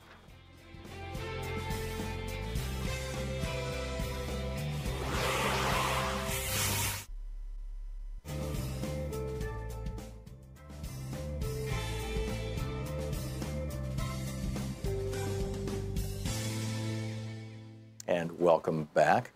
Warren in Missouri City, Texas. Hey, Warren, what's on your mind today? Well, hello, John. Thanks for taking my call. Sure. And offering me 15 hours of a link to sanity every week. Thank you. Since I live in the land of the insane. I wanted to point out something that has come across the last couple of weeks, actually, that you dance around. I don't want to say dance around, that you come up to, but you never talk about, because I don't think you understand that science has been under heavy attack since the late 1970s, early 1980s. Yep. And the attack was first to close NASA. And it's because corporations and the Republicans didn't like the fact that NASA was publishing all the great things they were discovering openly, which caused a whole bunch of new things to explode, which actually led to Clinton's great economy that made everything happen. I'll even argue that all came from computer chips, which came from the fact that Apollo 13 decided they had to have a computer on board. Yep. But the subtle attack was something called directed research, where the only research that's done today is called directed research. Okay, I'm unfamiliar with this. Inform me. Yeah, someone goes out to prove something. It has never worked. It has always held back what actually could be discovered. Oh, so directed research, in other words, as opposed to pure research, I suppose, which is where, hey, let's look at the structure of an atom. We have no idea what we'll find or what it means, but let's look at it. Whereas directed research would be, hey, we think if we can figure out that the structure of the atom is that the outer valence shell can be easily moved from one atom to another, and that can be used as a communication system to build a computer chip, we're going to try and find that. Is that what you're talking about? And yes. Okay. Yes. And it's even more subtle if you look at cancer research, which is by far probably what everyone thinks is great. Yeah. It really stopped the early findings for cancer. The original cancer research went on for almost 20 years, and all they came out of it with was basically chemotherapy and radiation therapy. The radiation therapy came from an old physics project where they noticed that radiation could kill weak cells before it killed healthy cells, which allowed then to the chemical poisoning under the same premise. Right. Today's cancer research comes from the DNA analysis of the humans, all right, as they now get these directed things to attack it. Right. So I had always assumed, Warren, that the war on science, which I agree with you, kicked into gear at high speed in the late 70s, early 80s, and the Reagan administration, brought forward and has been going ever since, by and large. That attack on science was driven in part by the Powell memo, which came out in 1971, where basically take over government and everything else. To move science away from government and toward for-profit corporations, number one. And number two, out of the hardcore Christian right that Reagan had embraced, the Jerry Falwells of the world, who didn't like science because science brought us birth control pills and IUDs and abortion pills, and science suggested that the Bible wasn't right about the age of the earth. And it's even deeper. Corporations hate science, because science may bring in a real science, because it'll bring in a new innovation, which will then make them have to rethink what they're doing. Yeah, People disrupt their industries. Hate science. Well, in the case of their power. Yeah, in the case of alternative energies, certainly that's happening right now. I mean, this attack on solar energy that Donald Trump did 2 days ago. Warren, thanks for the call. Very interesting topic. Let me ponder that. We'll be back. It's 20 minutes past the hour.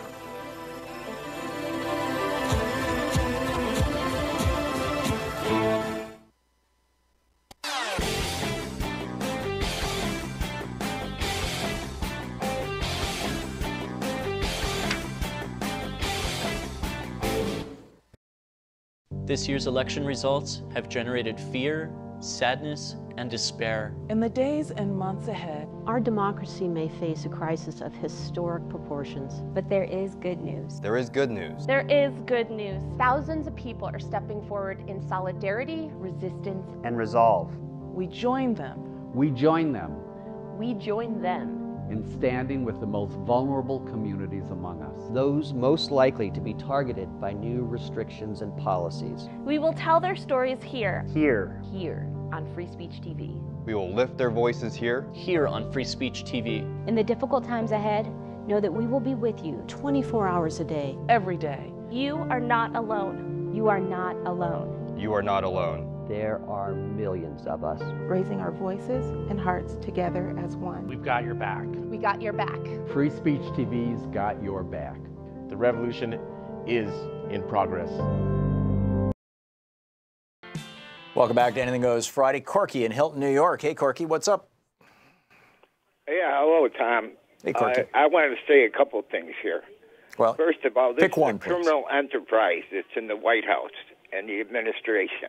Yeah, I've been saying this from day one. In fact, we need to start referring to it as the Trump crime family, the way Mike Malloy used to refer to the Bushes.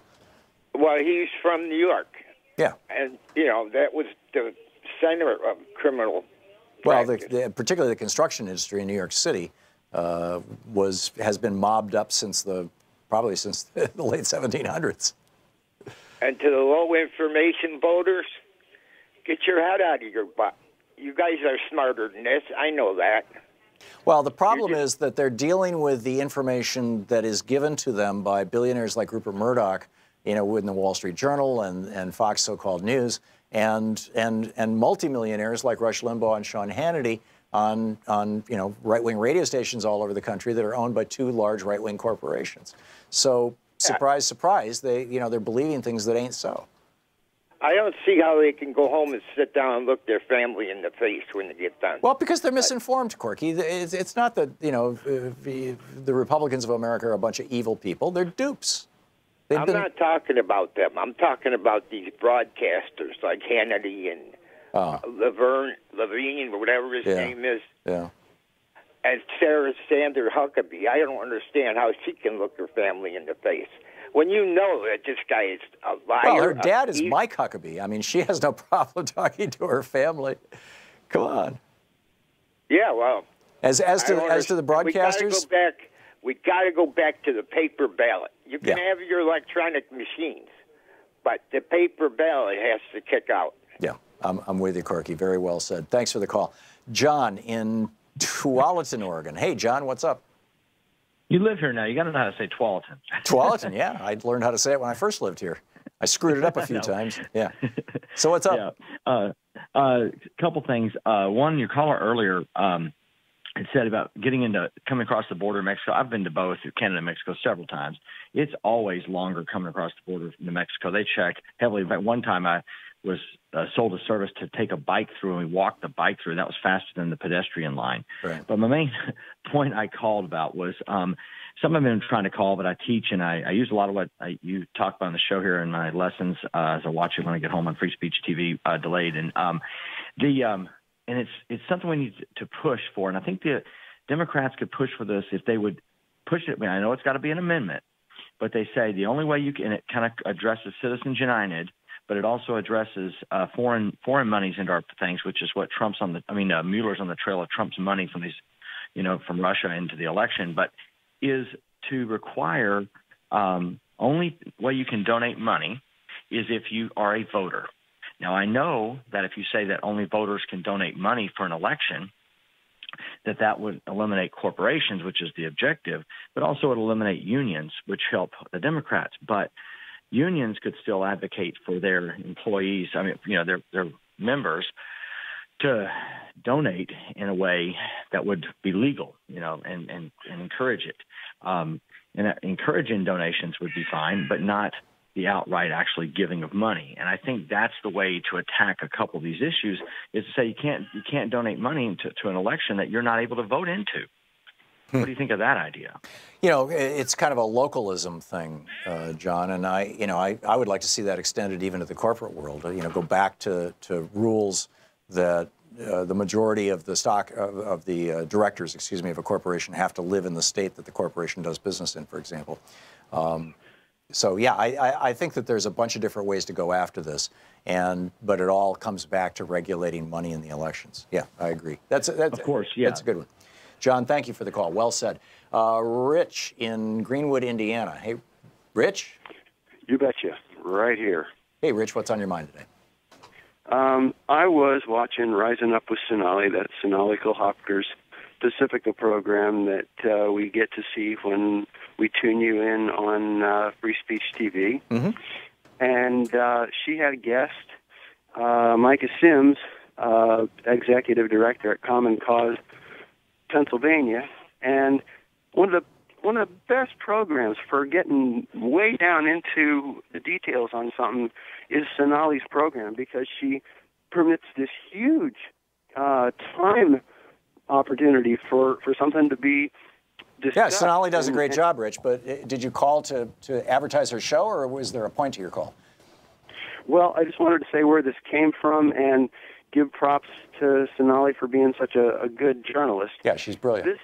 This story is about the gerrymandering of a district in Pennsylvania that was challenged for its being legal or not, right. And it was determined by the Pennsylvania Supreme Court that it violates the Constitution of the state of Pennsylvania. Right.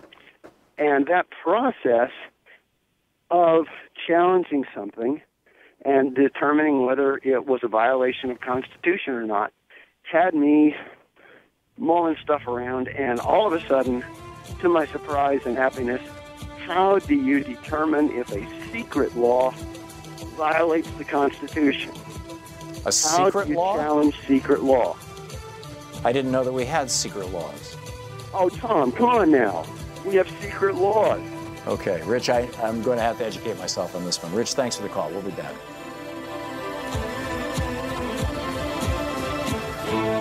You're listening to the Thom Hartmann Program. Call 202-808-9925. Back with more of your calls, and please get right to the point right after this.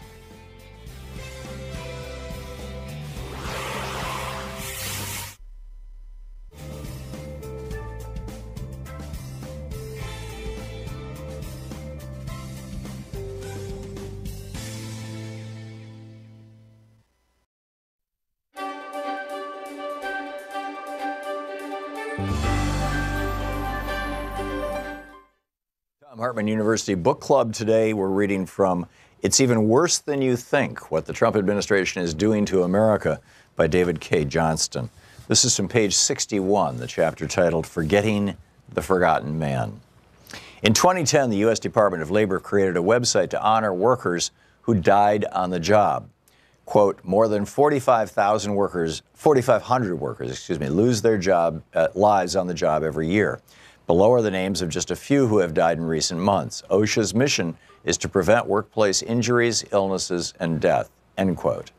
That Occupational Safety and Health Administration webpage was intended to highlight and humanize workplace deaths, to ensure awareness of tragedies, especially those that could have been avoided, according to Jordan Barab, an Assistant Secretary of Labor during the Obama administration.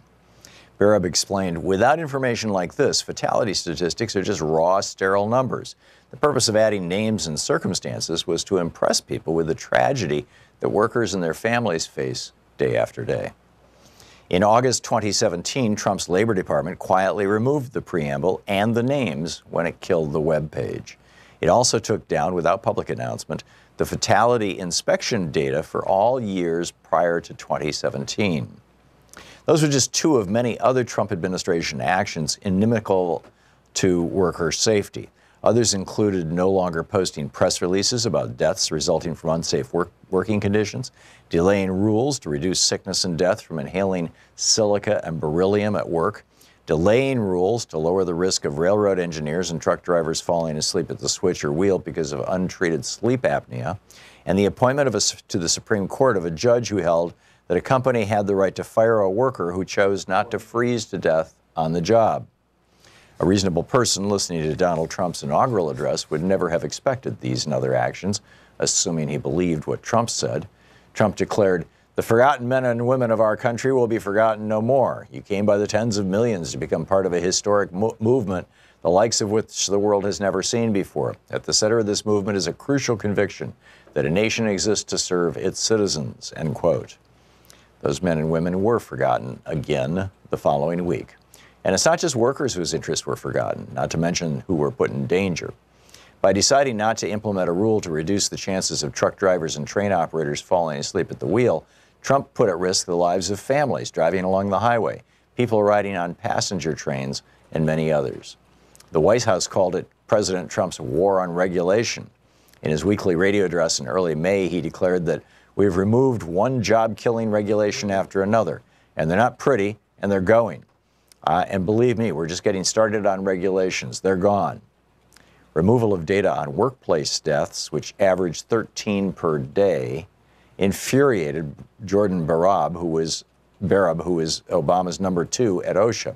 As a private citizen, Barab created a web page to keep track of the names of the dead and the reasons they were killed on the job. He called it, "OSHA won't tell you who died in the workplace, we will." After the election, Barab's concerns that the Trump administration would be bad for workers increased when he asked where the Trump beachhead team was and learned that none was coming. Each incoming administrator sends people to scope out federal agencies, learn who does what, and get a feel for the place in advance. Then the incoming administration sends its landing team, the people who will initially implement its policies for each agenda or at each agency. When no beachhead team came up, Barab figured it meant worker safety simply was not a priority for Trump. He hoped that was the worst of it, nothing more than apathy about worker safety. But when the landing team arrived, Barab realized trouble was coming for American workers, and it was not official apathy, but the start of assaults on workers' rights and safety. Barab said most of them had no idea they were going to labor and no interest in workers' issues either.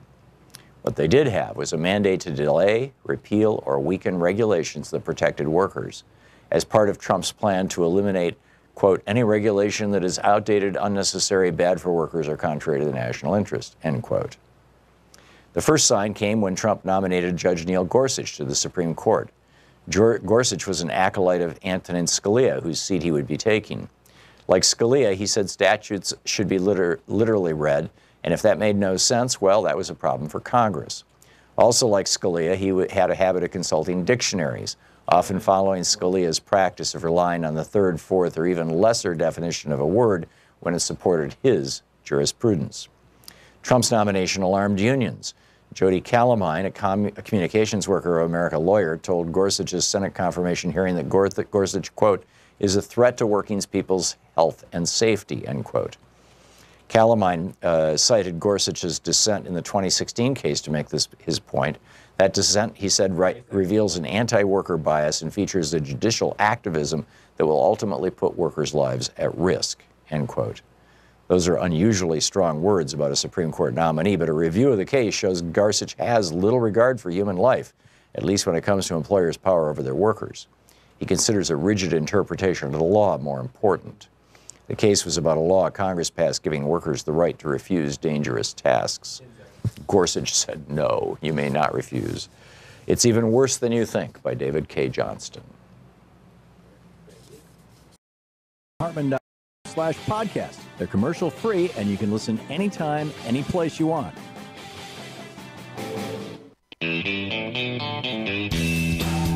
Welcome back. Thom Hartmann here with you. Some of the news of the day, just a couple of stories that I think are really worth highlighting. You might want to track down this one over at Huffington Post. The headline, it's by Alexander Kaufman. And the headline, the Mercers, Trump's billionaire megadonors, ramp up climate change denial funding. Robert Mercer, a hedge fund billionaire, his daughter Rebecca, basically the political brain in the family, I guess. They note the family has spent $36.6 million on Republican races and super PACs since 2010. But now they're also funding these climate change denial groups, which is pretty toxic stuff. The Heartland Institute, the Oregon Institute of Science and Medicine. Aren't these great names for groups that actually deny science is real? The CO2 Coalition, the Center for the Study of Carbon Dioxide and Global Change. These are all right-wing climate change denying so-called think tanks that historically have been subsidized, sponsored by Koch Industries or people affiliated with them, ExxonMobil, people affiliated with them. And for some reason now the Mercers are getting into this, which is an interesting question. Why? The guy makes his money as a hedge fund billionaire. He's not a fossil fuel billionaire. Why is he funding climate change denial? I mean, I'd love to just ask that question. I don't get it. Meanwhile, this over at by Laura Clausen, who's just such a great writer and does so much really, really good work over at dailycoast.com. Trump's USDA chief is using fake news to prep an attack on hungry Americans. They note nearly 80%, or Laura Clausen does, this is from yesterday. She notes nearly 80% of working-age people on the Supplemental Nutrition Assistance Program, SNAP, also known as food stamps, work or are looking for work or are disabled. Yet Republicans, specifically in this case Trump Agriculture Secretary Sonny Perdue, keep talking like there's some epidemic of people who could work, deciding that instead they'd rather survive on a couple dollars a day of food stamps. And this is what Sonny Perdue said. He said, quote, "It's evident that there are able-bodied adults without dependents who are on the food stamp program who we believe it's in their best interest and their family's best interest to move into an independent lifestyle. During the last downturn, it became a lifestyle for some people. We don't want it to become permanent." Right. And Laura points out with the program, you already face work requirements. You can only get 3 months of SNAP in a year if you don't work, or if you go to school or work in a training program. Food stamps cannot become a permanent lifestyle for anyone right now. It's impossible. And then she notes, if Republicans can make the general public believe that there are a lot of lazy people kicking back in their luxurious average per person $125 a month, yes, that's how much it is, $125 a month, then it's easier to attack the program's funding. And that's exactly what's going on. And this is just, how terrible this is. So we're having some funky things going on with our call screen software. So in some cases, I may not know who you are when I put you on the air, but I'm going to try putting a call on the air here, and you will hear a whoosh, which says that you're on the air. Did the person I just put on the air, can you hear me? I can. Great. Tell me who you are, where you're calling from, and what's up. Yeah, my name's Steve. I'm calling from Evanston, Illinois, Tom. Thank you, Steve. And I listen to you all the time. And I was listening to you this week, and you're talking about basically some of the messaging from the right wing. Mm-hmm. And one thing I don't think that ever gets talked about is people talk about how good they are at it and how they complain about it. But my observations are, it's just that the people they talk to are just so willing to accept, dishonesty or a lie. And that never gets talked about. It just gets talked about how good they are at messaging. What do you think about that, Tom? Yeah, the celebration of Frank Luntz for how competently he comes up with death tax to replace inheritance tax, that kind of thing. I get it. And I get that, you know, Frank Luntz is very good at that. Whoop, I just lost my caller. I'm sorry. I just lost my link to my call screen server. Socket 98002. Would someone write that down, please? Socket 98002. And I'm trying to reconnect with the server, and it's not getting there. Now I'm going into outer space. So that said, because I can't put people on the air right now, we've got to figure out what's going on with this. You're going to reset? Okay, Nate is going to reset everything. So I'm going to bail out of here and quit out of this program and tell Louise that that's happening. So if you're on the phone, if you're on hold, you're going to get dumped. You're going to have to call back, okay? My apologies. Something funky's going on, and I suspect it has something to do with our internet service provider, because this has to do with our ability to communicate between computers. And, you know, maybe that has to do with, you know, the monopolies that the internet service providers have, and therefore they don't have to provide good service. But who knows? I mean, I can't say. But Oxfam has come out with a new report. It's called Reward Work, Not Wealth. And by the way, we've been rewarding wealth in this country for basically a century. You know, we've had a different tax rate for people who make a lower tax rate for people who make their money by investing money, as opposed to people who make their money working. If you work, you know, the sweat of your brow, the labor, the efforts of your mind, if you work for a living, you pay higher taxes than people who invest for a living. And why is that?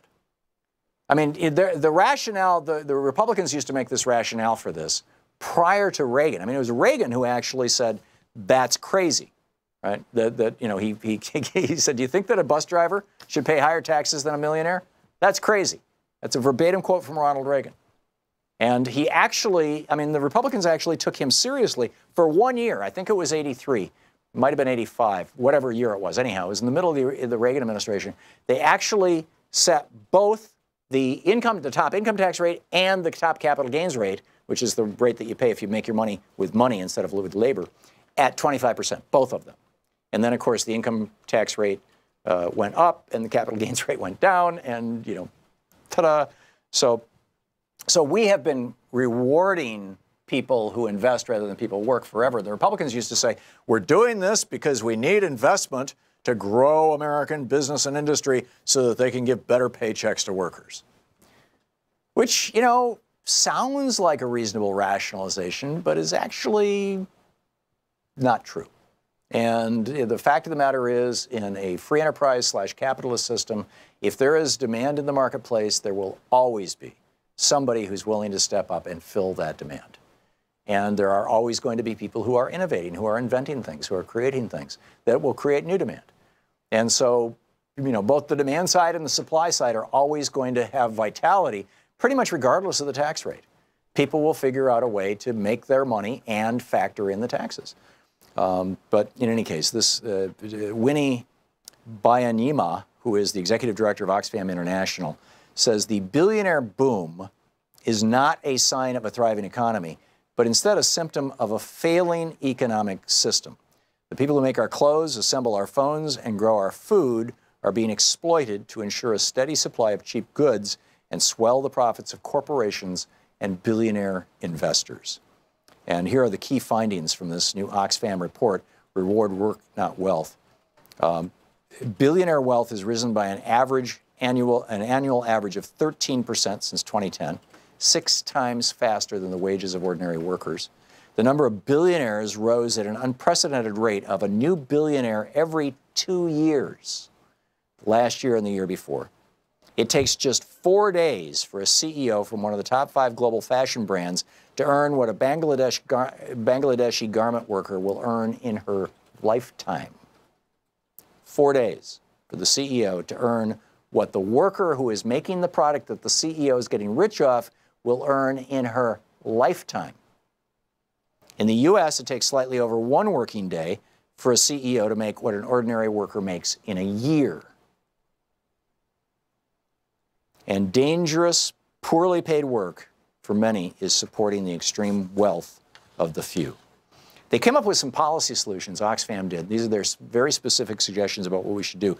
Number one, limit returns to shareholders and top executives. Now, we used to do this by taxes, right? After you made roughly about $3 million a year in today's money, your tax rate went up to 70, 80, 90%. And at that point, it was like, okay, I'll live on $3 million a year. And that's why you had senior executives of General Motors. When I was living in Detroit in the 70s, I had a friend who lived out in Grosse Pointe Park, I think it was called. There's these very ritzy suburbs of Detroit, and the houses were expensive houses, but they weren't multi-million-dollar houses. They were like multi-$100,000 houses,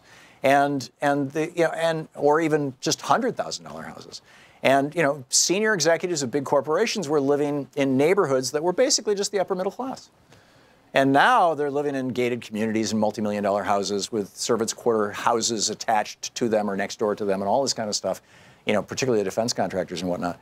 So limit the returns to the shareholders and top executives. And I would add, do that by reforming our tax system, number one. Number two, eliminate the gender pay gap and protect the rights of women workers, of female workers. At current rates of change, they say it'll take 217 years to close the gap in pay and employment opportunities between men and women. 217 years. That's how slowly we are moving toward gender equality in the workplace in terms of pay and opportunity. And number three, ensure the wealthy pay their fair share of tax through higher taxes and a crackdown on tax avoidance, and increase spending on public services such as health care and education. And I would say Medicare for all and free college for all. These are things that every other developed country in the world has figured out how to do without bankrupting themselves, without hurting themselves. And in fact, both of those things, free Medicare for all and free college for all, both of those things build stronger, healthier societies. We can do it too. We really can. We'll be back. You're listening to Thom Hartmann. Visit ThomHartmann.com for audio and video archives. Calls right after this.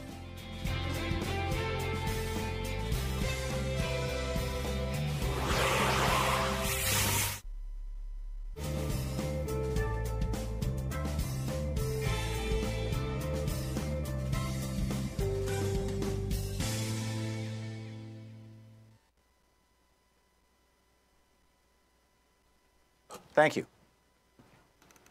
And welcome back. Hang on just a second here. Could not attach the desired director. There we go. Okay, I got it. All righty. Let's see here. John in Marshall, Michigan. Oops. Hang on just a second, John. I got to alter my configuration here to no director talent. And connect show. Yep. Okay. Now I should be able to put you on. Let's see if it works. Wrong one. Yeah. John in Marshall, Michigan. Hey, John, can you hear me? Tom. Great. It works. What's up, John? It works. We got it fixed. Well, for the moment, we'll see. So okay. Make your point quickly, because it may vanish. Okay. Tom, I'm going through my second bout of melanoma. And just went to the dermatologist today. Didn't see a doctor, saw a PA. I think the war on cancer and the money that goes to cancer research is a scam. I would not give it to it. I don't think they want to find a cure because I think it's just a business. So, wow, that's a pretty cynical perspective. Don't you? Go ahead. Tom, I pay a real high deductible, and they wanted all the money up front. Yeah. I just think it's deplorable, and I back Bernie's position for Medicare for all. Yeah, so do I. John, I'm sorry to hear about your situation. And yeah, our healthcare system is riddled with predators, from the drug companies to to many of the for-profit hospital companies, to even some of the nonprofits are behaving like predators these days. And I think it's a tragedy. And now you've got... I just think it's deplorable. Yeah, I agree. And you've got at least one of the big drug companies just announced that because of the giant tax break they got from Trump, that that they're going to stop doing research into cancer drugs, which is just insane. So, John, thank you very much for the call. And hang on just a second here. Let me put Ellen on hold. And let's see here, Robert in Fort Worth, Texas. Hey, Robert, thanks for watching Free Speech. What's up? Yes, Tom. I'd like to talk about the love affair with racing and automobiles. There are more high-performance cars on the street today than there ever has been, and gas-guzzling pickups that people don't even need. And I think that's what's leading to a lot of the problem with climate. Mm-hmm. If we were to electrify our transportation system, I believe it would reduce our CO2 emissions by about a quarter. I could be off on that, but it's somewhere in that neighborhood. But I mean, like, I'm on the highway every day. I get run off the road by people racing. Yeah. And it's the love affair with NASCAR and drag racing and all these high performance sports that we need to do something about that. Yeah. Well, we could just electrify it, Robert. I'm guessing you've never driven a Tesla. I've never actually driven one. I can't afford one. Yeah, I've been a passenger in one.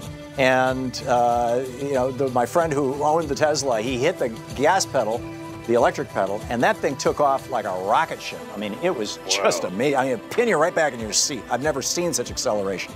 Not a drop of gasoline. Robert, thanks for the call. We just did it.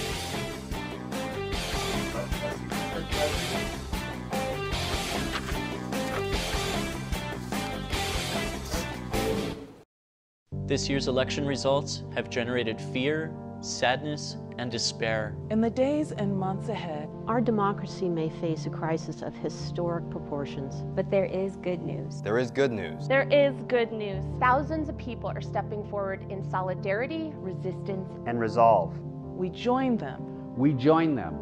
We join them in standing with the most vulnerable communities among us. Those most likely to be targeted by new restrictions and policies. We will tell their stories here. Here. Here on Free Speech TV. We will lift their voices here. Here on Free Speech TV.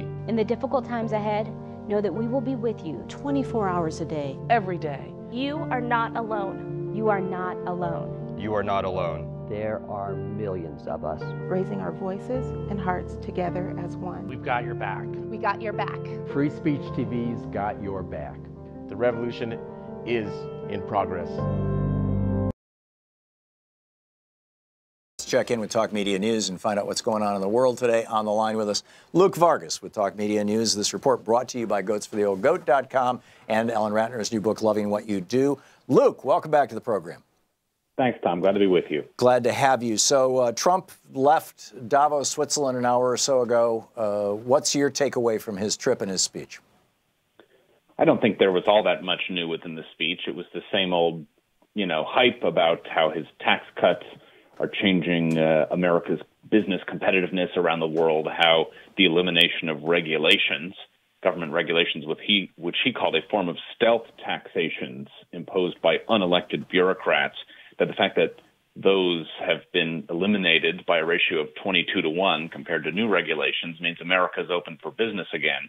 He had his same old gripes as well, complaining about other countries for imposing subsidies on their products, for state-led economic planning. Of course, he's turning around and putting tariffs on imports coming into the United States. But I thought the most interesting part of this speech on the trade front, and I don't know, I think we might have talked earlier this week about the fact that the TPP countries have reportedly finalized their version of the Trans-Pacific Partnership version 2 and are going to sign it over the next 6 weeks or so, is he has a line in here saying the U.S. is prepared to negotiate mutually beneficial bilateral trade agreements. He's been saying that a bunch. But then he goes on to say this includes the TPP countries.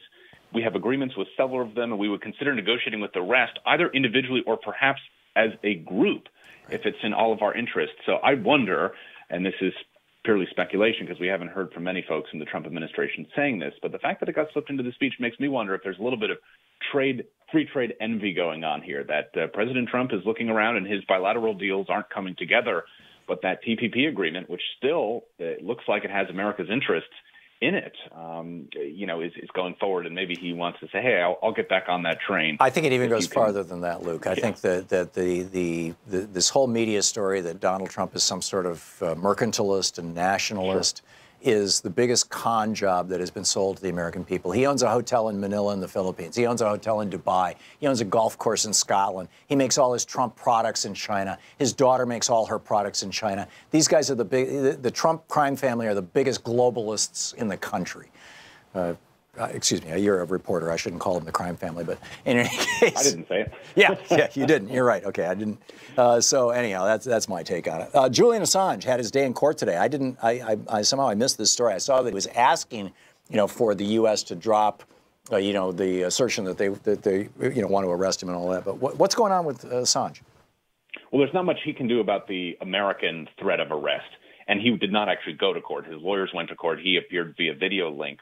What his legal team is arguing here, and it seems like it has some merits, at least on the surface, is that one of his major fears, and one of the reasons he's been in, holed up at the Ecuadorian embassy for going on 5 years now, is that there was legal charges against him coming from Sweden, and he was in the United Kingdom, and the magistrate's court in the UK put out a warrant for his arrest, and he then went into protection at the embassy, and even though last year Swedish authorities dropped their warrant and said they weren't going to press any charges, I believe because the sexual assault charges against him hit their statute of limitations, he argues then the British need to drop their threat of arrest because they're carrying out basically a warrant on behalf of a country that no longer wants him arrested. That's the charge coming from his legal team. We're hearing that there's some possibility this could actually go through, but I don't think we've heard much about the possibility that the U.S. might want to get involved for very separate charges relating to the WikiLeaks documents from several years ago. But at least on these terms, it does seem like there's some merit there. We're hearing that a judge in the U.K. is going to make a determination on this on February 6th. So this long ordeal is going to have perhaps a little bit more clarity in just a few weeks now. I understand that last year Ecuador granted him citizenship status and gave him a passport. Is that correct? I'm not sure what the status of that is. There's obviously been a change in leadership in Ecuador. He has ruffled the feathers, as far as I understand, a little bit of the current foreign minister of Ecuador, who has been trying to reach out to various other countries as sort of third-party mediators to see if they can find some solution to get him out of Ecuadorian hands. But I don't know the status of the citizenship bid. I don't think I was thinking being recognized by anyone. Yeah, if they had, all they'd have to do is give him a diplomatic passport, and nobody could arrest him. I mean, but anyway, the EU, they've announced funding for mega infrastructure projects across the European continent. What's up with this? Yeah, as sort of a mega infrastructure nerd, I find all this very exciting. Several years ago, after the whole Ukraine crisis, the European Union put forward a bunch of money towards energy independence, basically realizing they didn't want to be quite so reliant as they have been in the past on Russian energy imports, specifically natural gas, which keeps most of Eastern Europe and Southeastern Europe warm during the winter. So yesterday, they've announced $1 billion towards 17 projects relating to renewable energy and natural gas. The biggest one is going to go across the Bay of Biscay, which is the ocean separating northern Spain from southwestern France. And it's going to basically double the amount of electricity power that these two countries can trade. The goal being Spain generates a lot of solar energy in the summer during peak demand, but there's peak generation, but there's not enough demand in Spain for it. So that energy basically gets wasted. So the goal is to take that energy, ship it over to France where there is demand. Other projects do similar things, taking wind power from Germany's north coast, sending it down into southern Germany, and also Black Sea wind power going into Bulgaria and Romania. So it seems like smart investments. There's more to come. That is great. That is great. Luke Vargas. You can follow Luke on Twitter at The Courier. Luke, thanks for being with us. Thank you, Tom. Great talking with you. We'll be back with more of Anything Goes Friday. Plus, we're going to check in with Jax Blackmore of the Satanic Temple right after this. You're listening to Thom Hartmann.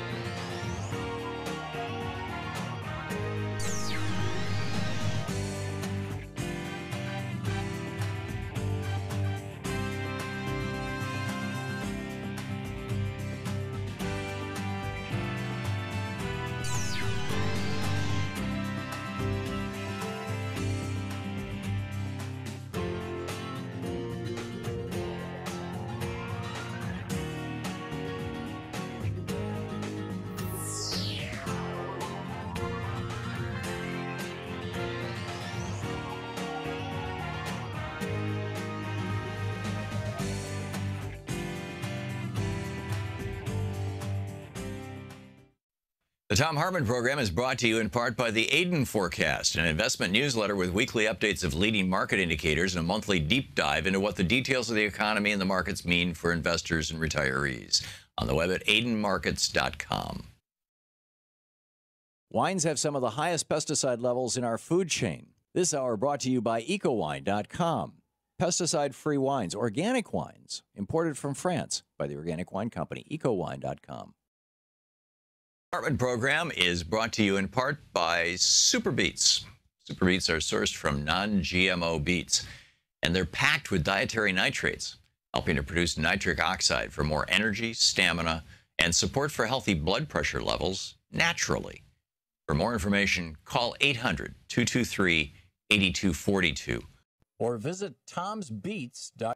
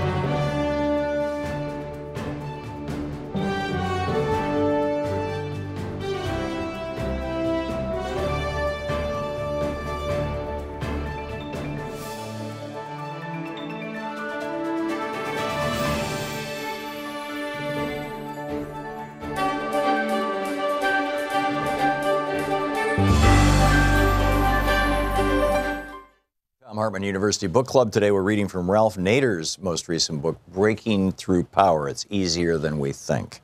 This is from the first chapter. It's titled Plutocracy of Maximums, Democracy of Minimums. When I was a student at Princeton University, I learned from my anthropology studies the concentration of power in the hands of a few is common to all cultures, societies, nations, tribes, cities, towns, and villages. Even where the thirst for self-governance and democracy is strong, as was the case in New England towns before the American Revolution against King George III, wealthy Tories were there too. In central and western Massachusetts, the farmers used the term the river gods to describe the rich merchants using the Connecticut River as a possible profitable trading route. These days, most people protesting for economic justice use the term the 1% to describe the ultra-small group of people who wield enormous influence over our society today. There is something about the differences in skill, determination, lineage, avarice, and pure luck that stratifies most people from the rulers who dominate them. In the political realm, the few become dominant because they hoard wealth and are driven to exercise power over others. When a small group rules a society, the political system is considered an oligarchy. And when only money and wealth determine how a society is controlled, the political system is a plutocracy. From the standpoint of a democratic society, both oligarchy and plutocracy are inherently unjust and corrupt. Of course, there are variations in the degrees of authoritarianism and cruelty that each system exercises over the communities it relies on for workers and wealth. Scholars have resorted to using phrases like benign dictatorship or wise rules or paternalistic hierarchies to describe lighter touches by those few who impose their rule over the many. Thomas Paine simply called them tyrannies. People, families, and communities can only take so much abuse before they rise up to resist. The job of the rulers is always to find that line and provide the lowest level of pay, security, housing, consumer protection, healthcare, and political access for society so that they can extract and hoard the greatest amount of wealth, power, and immunity from justice for themselves. In many ways, the majority of Americans live in a democracy of minimums, while the privileged few enjoy a plutocracy of maximums. This small volume is not just about the ravages of power or the assaults against disadvantaged and downtrodden communities. The subject here is the dominating influence of the 1% in business, politics, health, education, and society as a whole. Over the past 50 years, Americans have suffered the relentless commercialization of everyday life, their privacy and their childhoods, their parks and prisons, their public budgets and foreign policy, their schools and religious institutions, their elections and governments, and the most basic societal institutions of them all, the family. Consider all the family functions that have been outsourced to business. Eating, cleaning, childcare, counseling, therapy, entertainment, sports, lawn work, simple repairs have been increasingly commercialized, commodified, packaged, and marketed back to us as products of luxury and convenience. Even mother's breast milk has been displaced by infant formula. In a plutocracy, commercialism dominates far beyond the realm of economics and business. Everything is for sale, and money is power. But in an authentic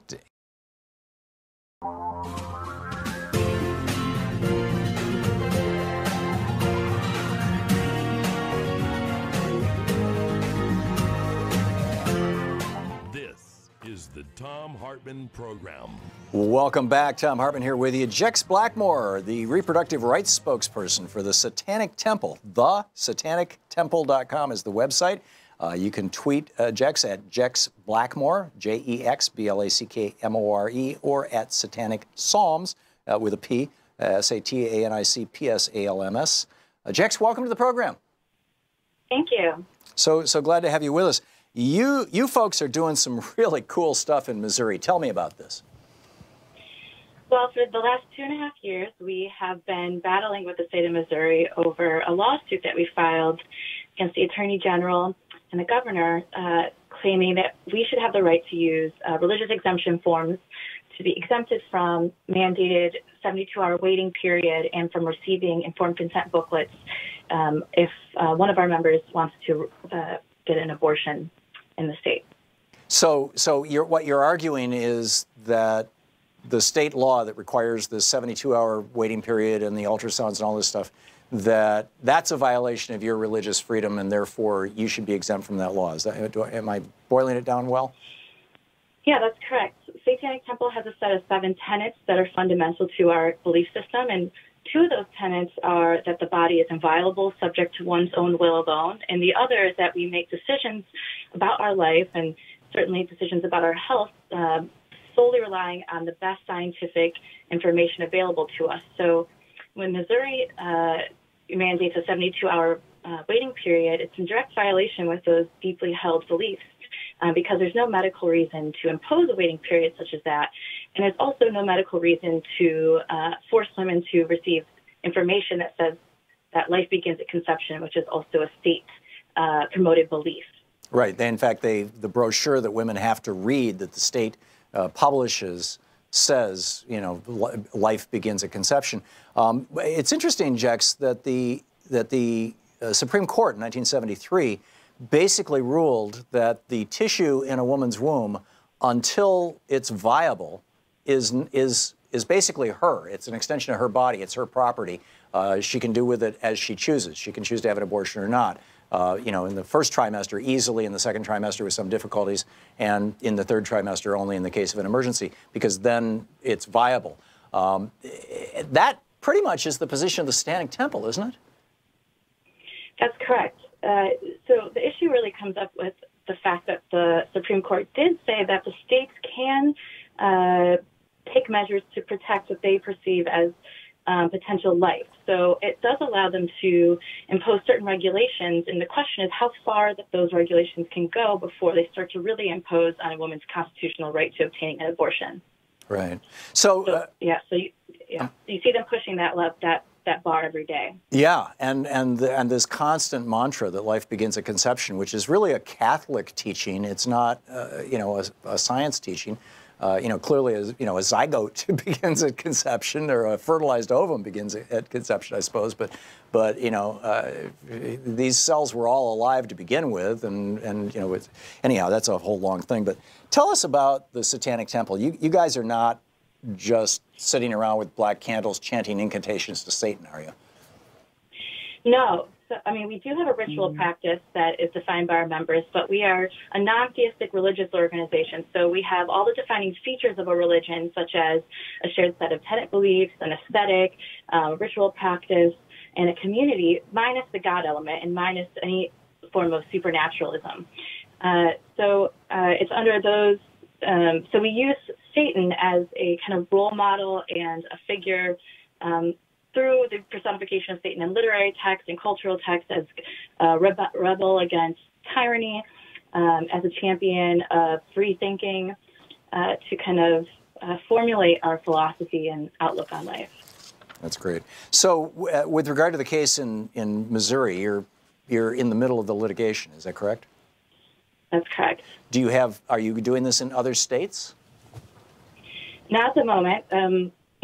This is a very expensive endeavor for us because we do not have pro bono legal help, so we are focused on this one case at the moment. Although I know that we are interested in pursuing it in other places if possible.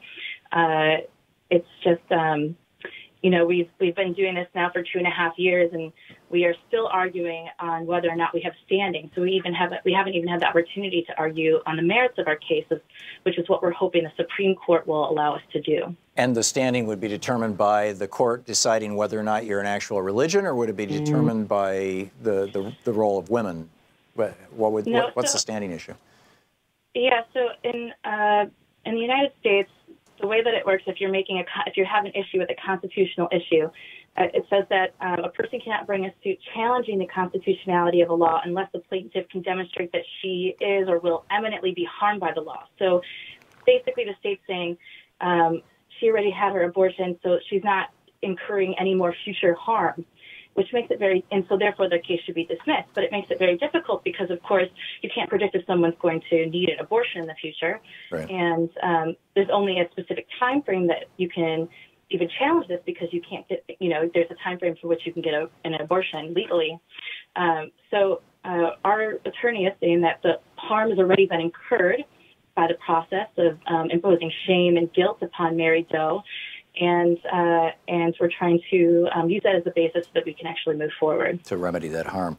One of the things that first put you folks, thesatanictemple.com, on my radar screen was, and the first time we had, I don't think it was you, it was somebody else on this program, was several years ago, and it had to do with, beg your pardon, Sean? Oh, it was Lucian, right. And it had to do with Judge Roy Moore and his Ten Commandments statues. I'm not sure it was specifically Roy Moore, but it was that whole movement across the country to put Ten Commandment statues and religious statues on government property. Are you all still doing that? Yeah, we are. We're pursuing that goal in Arkansas right now. We have other people kind of challenging Ten Commandments monuments on state property around the country. We do something similar also in the holiday season with religious displays on government property. And I think that, luckily, it's been the Supreme Court of states have been opposing the imposition of a privately funded Ten Commandments monument on state property. And They've been doing a lot of the work for us, but Right. we want to make it clear that if that doesn't happen, that we will also be there to take advantage of the religious liberty that's being extended to Christians. Right, and the way you guys provoke this is by saying, hey, you know, if you want to have a Ten Commandments statue on government property, put our Satan statue next to it. Is that right? Correct. Yeah, I mean, it's our belief that religion should stay out of the government completely, but if that's not going to be something that we are practicing, then at least there should be a diversity of religious viewpoints represented by our government rather than a single viewpoint. It makes perfect sense. We have about a minute until we're going to hit a break here, Jex. In that minute, can you tell us thesatanictemple.com, do you have groups around the country? How can people learn more about it? And, you know, that sort of thing. Tell us about your group. Yes, we have chapters around the country, and I think right now it's between 8 and 10. They're listed on our website at thesatanictemple.com.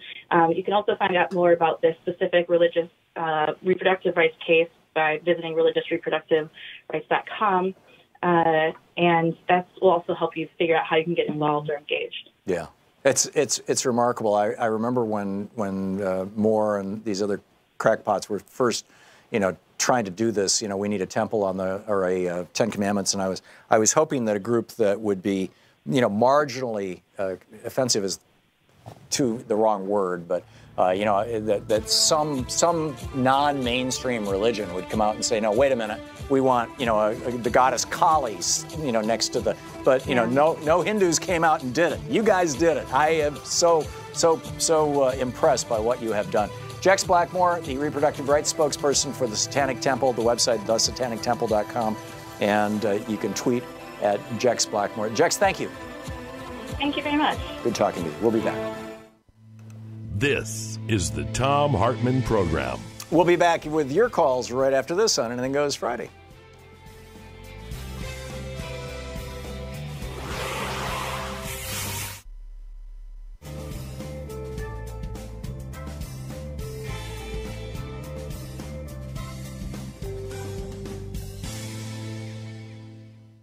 And welcome back. Michael in Imperial Beach, California. Hey, Michael, thanks for watching Free Speech TV. What's on your mind today? Hey, Mr. Hartman. I wanted to get your take on the National Guard. I looked up the 1914 Ludlow Massacre, where the Colorado National Guard was called in murdering/killing strikers at a coal mine. Right. Then, as we've all heard, the National Guard was called in at the Kent State protests in Ohio. So, Tom, one, is it the governors or the president who controls the National Guard? And it's second, the governors. If murder, it's governors? Okay. Yes. Well, then if murders/deaths do occur of American citizens on American soil, does the governor get held responsible? Does anyone go to jail? And do you foresee it happening under our current administration? Thanks, Tom. Sure. I think broadly the answer to all those questions, Michael, is no. And, you know, part of it is just corruption of the political process, and part of it is sovereign immunity. But it's, you know, fortunately the National Guard has not been so badly abused since Kent State. I mean, that was the last time the National Guard turned their guns on American citizens and killed people, to the best of my knowledge. And prior to that, the National Guard was used, various states' National Guards were used to you know, beat up and harass civil rights protesters, anti-war protesters. That was Kent State, was anti-war protesters.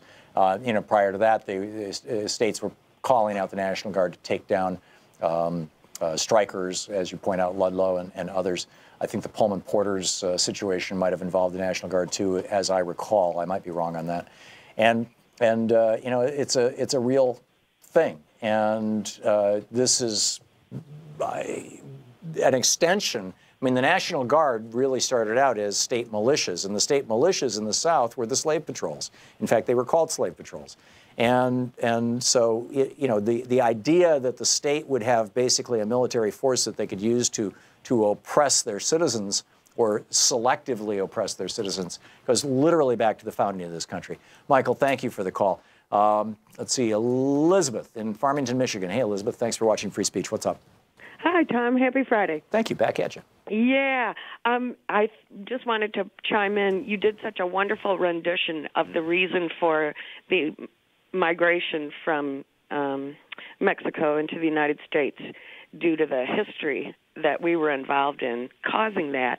I wish that rant, it was so well done, and I congratulate you, and I wish they would play that on every broadcast station across the country, because millions, tens of millions of people have no clue about what happened from the 70s onward. Yeah. And it was an outstanding rendition, and I just want to congratulate you. Well, thank you. I'm guessing, hearing your comments, Nate, we'll clip that out and we'll put it up on YouTube today. He just gave me a thumbs up, so yeah, that's going to happen. Wonderful. And then as far as there was one other topic that I wanted to talk about, and I've forgotten it now because I'm too nervous.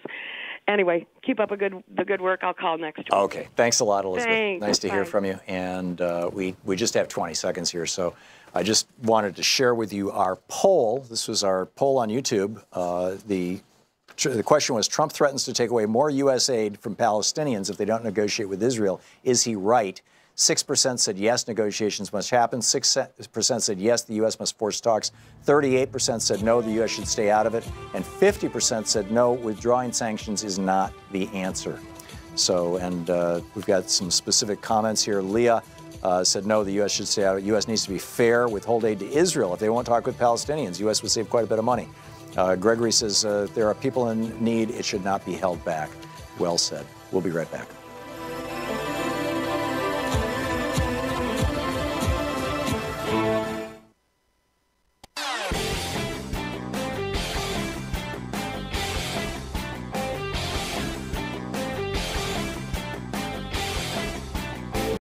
This year's election results have generated fear, sadness, and despair. In the days and months ahead, our democracy may face a crisis of historic proportions. But there is good news. There is good news. There is good news. Thousands of people are stepping forward in solidarity, Resistance And resolve. we join them. We join them We join them.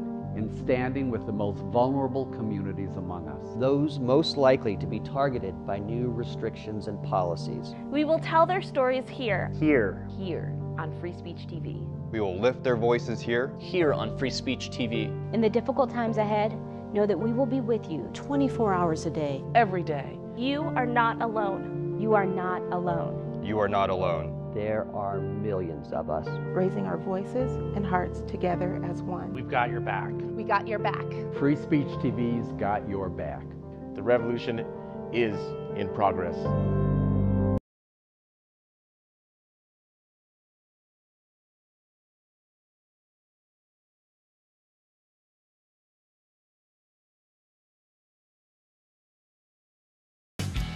Anything Goes Friday here on the Thom Hartmann Program. And David in Woodland Hills, California. Hey, David, what's on your mind today?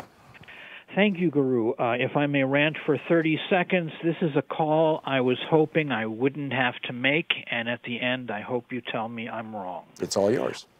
A couple of years ago, I proposed a theory to you based on the 80-year political cycle that you've taught us all about, that the poor and middle class worldwide have already fought and lost World War III, which was the rebirth of World War I, the inciting incident, the assassination of Archduke Ferdinand. The inciting incident of World War III was the assassination of Al Gore's presidential victory. The winners of World War III were the oligarchs and their corporations, their banks, oil companies, and military-industrial complexes, along with the radical far right, radical religion, authoritarian rule, the drug cartels, and organized crime. We are now on the cusp of World War IV, the rebirth of World War II. 80 years ago was 1938, sure feels like 38 to me. And finally, what was at stake then was freedom and equality. What is at stake now is freedom, equality, and life on Earth itself. And please tell me I'm wrong. No, I think you're absolutely right, David. Your argument makes perfect sense. It's heartbreaking. Yeah. I mean, in fact, there's a variation of it in my book, The Crash of 2016. I mean, it's basically that's the future game that I was playing out. I was off by a couple of years, but, it's going to come. And, yeah, I think you're absolutely right. And it's a... Go ahead.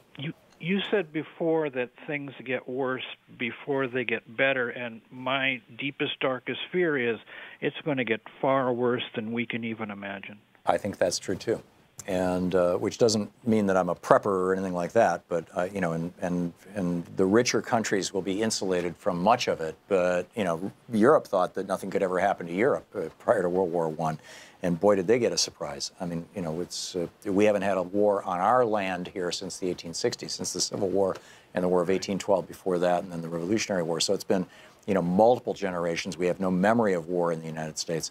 And, you know, and so we tend to take this in a very blasé fashion. We get all hysterical about, you know, school shootings, but we are not, we have no empathy for people in Syria or in Yemen who are being drone striked. You know, it's just, it's not good karma. It's not good karma. David, I got to move along, but thank you for the call. Jim in Los Angeles. Hey, Jim, what's up? Hey, Professor Hartman, you still are the smartest man in all media, but I should end my show by Valentine's Day, then you'll be second. But my goodness gracious, I heard your show this morning, actually, in L.A. They play it on KPFK at 4 in the morning, and I listened intently, and I saw that you were distressed over the possible solutions to the religious wars going on, but it all can be solved with just people getting out, registering Democrat. You have to register as a Democrat. Ralph Nader has blood on his hands. I don't care that you know him and he's your friend. He has blood on his hands because had Gore won, I believe 9/11 would have never happened. I believe that, you know, Afghanistan and as George Bush and Cheney opened the gates of hell when they went to Afghanistan and Iraq. I believe it never would have happened had Gore won. Yeah. And it's that important, Tom. It's that. But it was not Ralph Nader. It was voter suppression, you know, that lost, as it were, Florida. And actually, it was stolen. It was the Supreme Court, Rehnquist and buddies. But agreed. Yeah. Agreed. So I'm not willing to blame Ralph Nader for that. I'm sorry, Jim. I'm going to disagree with you. He only took. I'm sorry, Tom. I like the guy. And well, I'm not a fan of people running third-party campaigns. I think third parties can be great to push people or to push political parties and to raise issues, but when it comes to the actual election, third parties always hurt the people they're most closely aligned with. I get that, but you know, the end of civilization is not at the hands of Ralph Nader. It was at the hands of Jeb Bush and Catherine Harris, who threw 60 to 90,000 African Americans off the voting rolls in Florida in just months before the election. And they have continued to do that year after year after year. I believe, and I've made this case before, Jim, on the radio, I absolutely believe we have not had a legitimately elected Republican president since Dwight Eisenhower. Richard Nixon committed treason to become president. Ronald Reagan committed treason to become president. George W. Bush had the Supreme Court steal an election for him to become president. And Donald Trump, between voter suppression and the twisted electoral college and all the billionaire money that came out of the Mercers to buy all these ads on Facebook and whatnot, super micro-targeting voters. That, which that in and of itself, I suppose, is not illegal, but it should be. I mean, not the micro-targeting, but the money. Agreed. But please give me a few more moments. I'm sorry I can't, Jim, because we're hitting a break right now. But you made your point. We'll be back.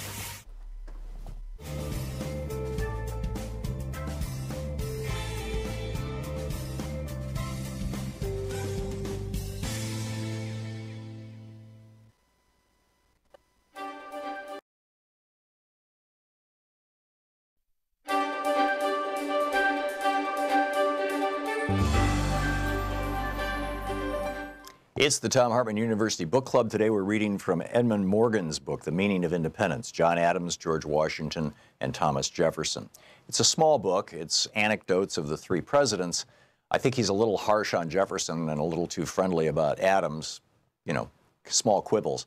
But it's a fascinating look into the founders of this country. And so today I'm going to read from the chapter on George Washington. The King of England, George III, was fond of farming. His favorite diversion was to ride about his lands, chatting with the tenants about the crops. Farmer George, he called himself. His arch opponent, George Washington, had the same fondness for farming. He too enjoyed riding about his lands and talking about the crops. Indeed, there was nothing else he enjoyed quite so much. But there the likeness ceased. And among the many other matters that differentiated George Washington from George III, none was more striking than George Washington's greater reserve and dignity. George Washington would never have taken the liberty of calling himself Farmer George, nor would he have allowed anyone else to do so. Even his friends took care to keep their distance, and those who forgot to were apt to be brought up short. A familiar anecdote, though perhaps apocryphal, well illustrates Washington's customary posture toward himself and toward others. During a meeting of the Constitutional Convention in Philadelphia in 1787, a group of Washington's friends were remarking on his extraordinarily reserved and remote manner, even among his most intimate acquaintances. Gouverneur Morris, who was always full of boldness and wit, had the nerve to disagree. He could be as familiar with Washington, he said, as with any of his other friends. Alexander Hamilton called his bluff by offering to provide a supper and wine for a dozen of them if Morris would, at the next reception Washington gave, simply walk up to him, gently slap him on the shoulder and say, "My dear General, how happy I am to see you look so well." On the appointed evening, a substantial number of people were already present when Morris arrived, walked up to Washington, bowed, shook hands, and then placed his left hand on Jefferson's shoulder and said, "My dear General, I am so happy to see you look so well." The response was immediate and icy. Washington reached up and removed the hand, stepped back, and fixed his eye in silence on Morris until Morris retreated, abashed, into the crowd. The company looked on in embarrassment, and no one ever tried it again. It seems a most un-American reaction, not the sort of thing that Americans like to see in the men they honor, certainly not the sort of thing one would look for in a leader of a popular revolution today. Yet Americans then and since have honored George Washington far beyond any other man in their history. Moreover, he earned the honor and his dignity and reserve. The aloofness that still separates him from us helped him to earn it. How this came about is part of the larger story of American independence, the story of how the American Revolution transformed some of the least lovable traits of a seemingly ordinary man into national assets. For besides his aloofness, Washington had other characteristics which at this distance appear less than admirable, but which served him and the nation well in the struggle for independence. Perhaps the most conspicuous of these traits, conspicuous at least in his surviving correspondence, was an unabashed concern for his own economic interest. Although Washington was fair in his dealings and did not ask favors of any man, he kept a constant, wary, and often cold eye on making a profit, ever suspicious, and not always without reason, that other men were trying to take advantage of him. Like most Virginia planters, he complained that London merchants were giving him too little for his tobacco or charging him too much for the goods he bought from them. When he rented to tenants, he demanded to be paid punctually and dismissed men's inability to meet their obligations as irresponsibility or knavery. If a man was so foolish as to try cheating him, he was capable of a fury that came through vividly in his letters, as when he wrote to one associate that, "All my concern is that I ever engaged myself in behalf of so ungrateful and dirty a fellow as you are." In operating his plantation at Mount Vernon, he inveighed endlessly against waste of time, waste of supplies, waste of money.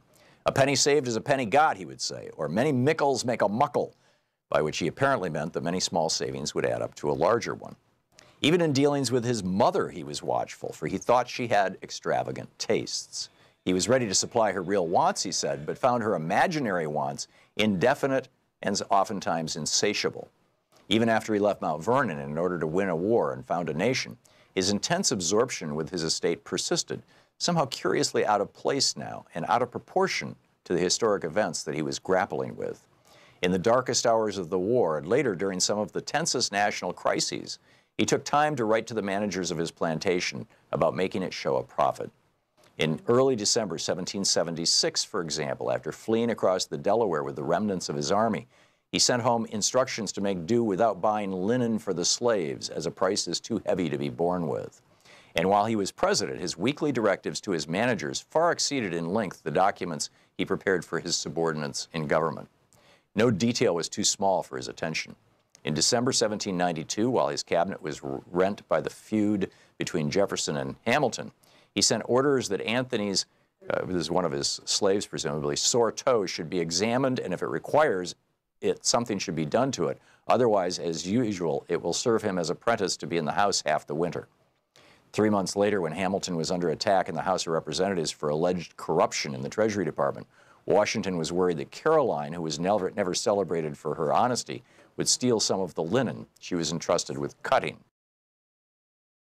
Place you want. Welcome back. Thom Hartmann here with you. This is interesting.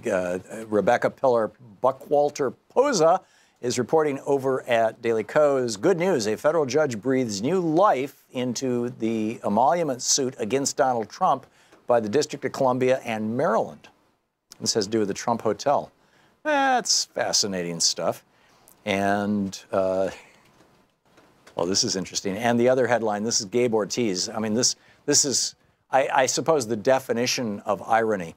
Ted Cruz, born in Canada and brought to the U.S. as a child, rejects citizenship for dreamers.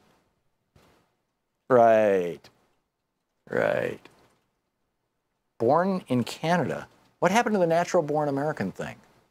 Right? Oh, I guess that only applies to black people, right? You know, Obama. It's incredible. Patrick in Seattle. Hey, Patrick, what's on your mind today? Hey, Tom. Can you hear me all right? Just fine. Great. My subject for today, I wanted to bring up just a few topics about the flat Earth theory that seems to be gaining momentum. And one of my observations, which you may have seen as well, flying on an airplane, is that the horizon seems to come up to eye level. Another fact is that we have still not been able to prove over long distances of visual observation that there is actually a curve to the Earth, whereas we can see over, 400 miles and still not see the depreciation of the supposed elevation change. So your argument, Patrick, is that when you're in a plane and you see that curvature, what you're actually seeing is the flat disk that is planet Earth, and it's a circular disk. Is that the argument you're making? I'm just saying that you do not see a curvature. Right, right. Or you see the curvature the way that you would see a curvature, but you're not acknowledging it.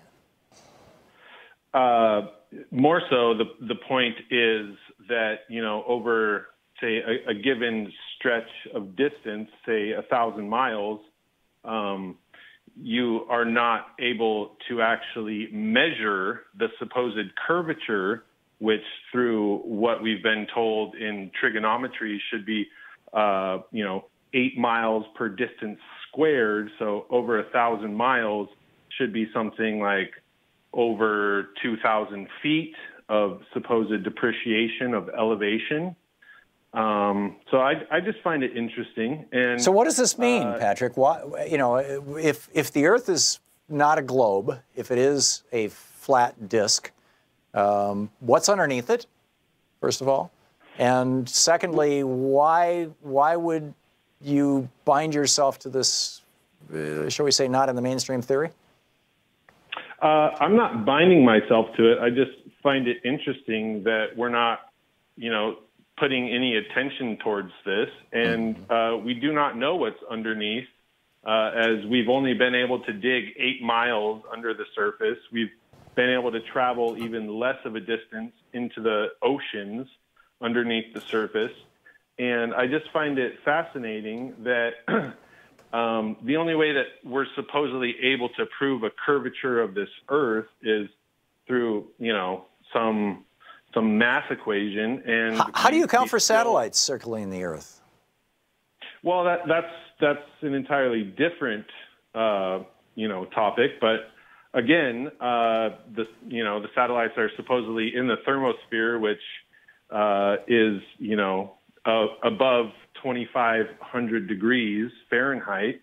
whereas through, thermal conduction, the materials that the satellites are supposedly built out of should not even be able to function in this thermosphere.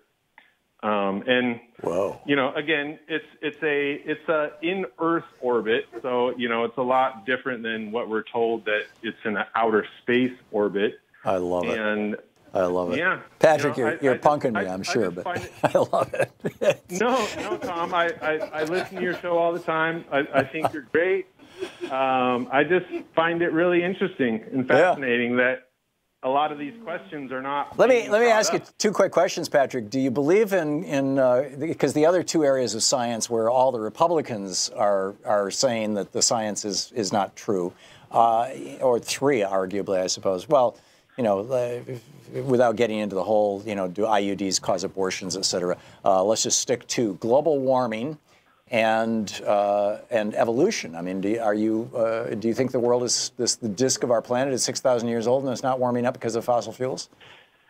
Well, as far as evolution and the megalithic structures, which are proven to be possibly hundreds of thousands of years old, with technologies that we can't even replicate today with all of our technological advances. I think it's all skeptical. You're skeptical of all of it. Patrick, you need to apply for a grant to the Mercer Family Foundation. Robert and Rebecca Mercer have got a couple $2 billion that I'm guessing they would love to fund you. Patrick, I got to move along, but thank you for the call. And thanks for a smile today. I appreciate it. Good to hear from you. Garrett in Palmetto, Florida. Hey, Garrett, what's on your mind? Hi, Tom. I'd like to, sorry about my cough. I'm homesick with the flu. Ooh. I would like to talk about Florida House Bill 25 that just passed yesterday. Okay, I don't know what that is, so inform us. Okay, so House Bill 25, it states that any employee organization that has been certified as the bargaining agent for a union or for a unit, they have to have 50% or more of their employees paying dues. Okay, so first they do the right to work for less thing, where you don't have to pay union dues, even though the union still has to pay for your representation. And then when people stop paying dues, they say, hey, if half the union members are not paying dues, then there's no more union.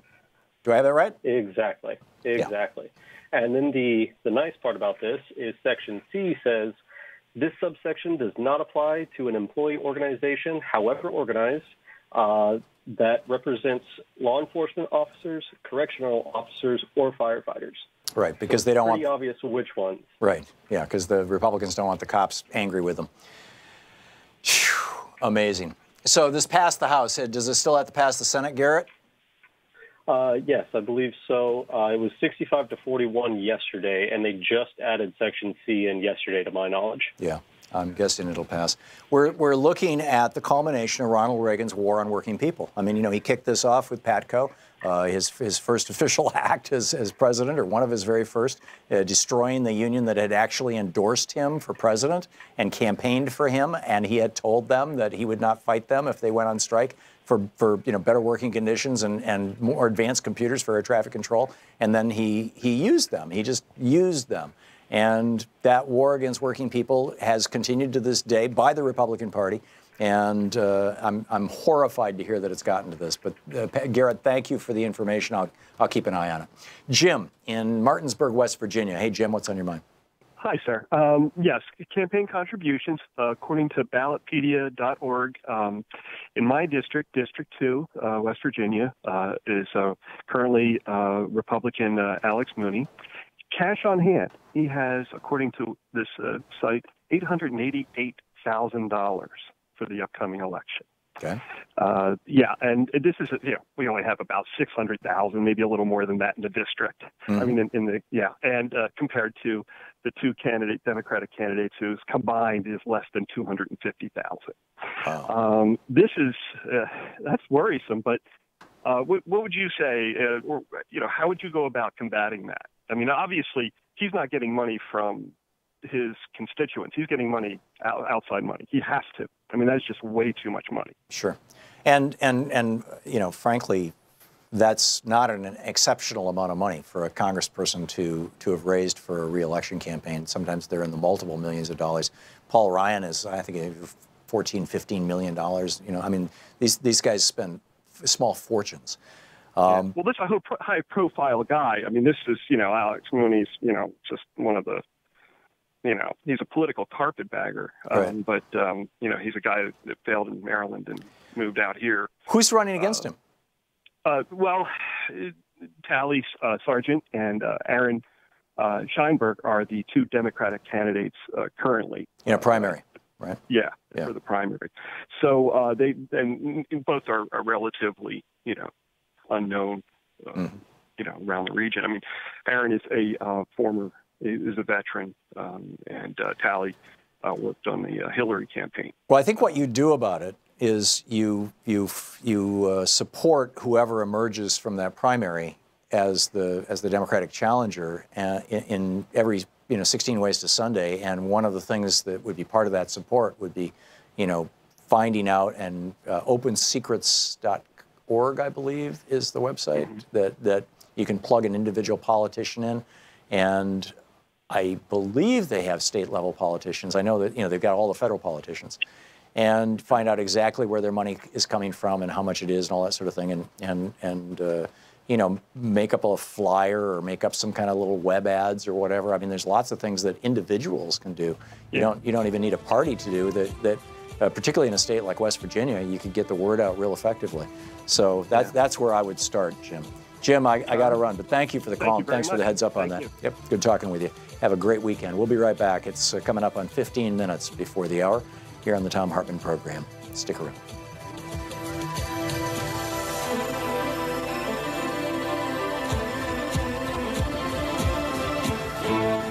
You're listening to Thom Hartmann. Visit thomhartmann.com for audio and video archives.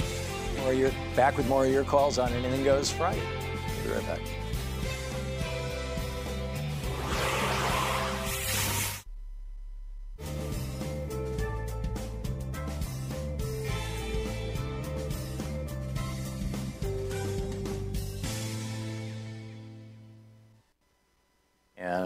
And hello? I don't hear my mic.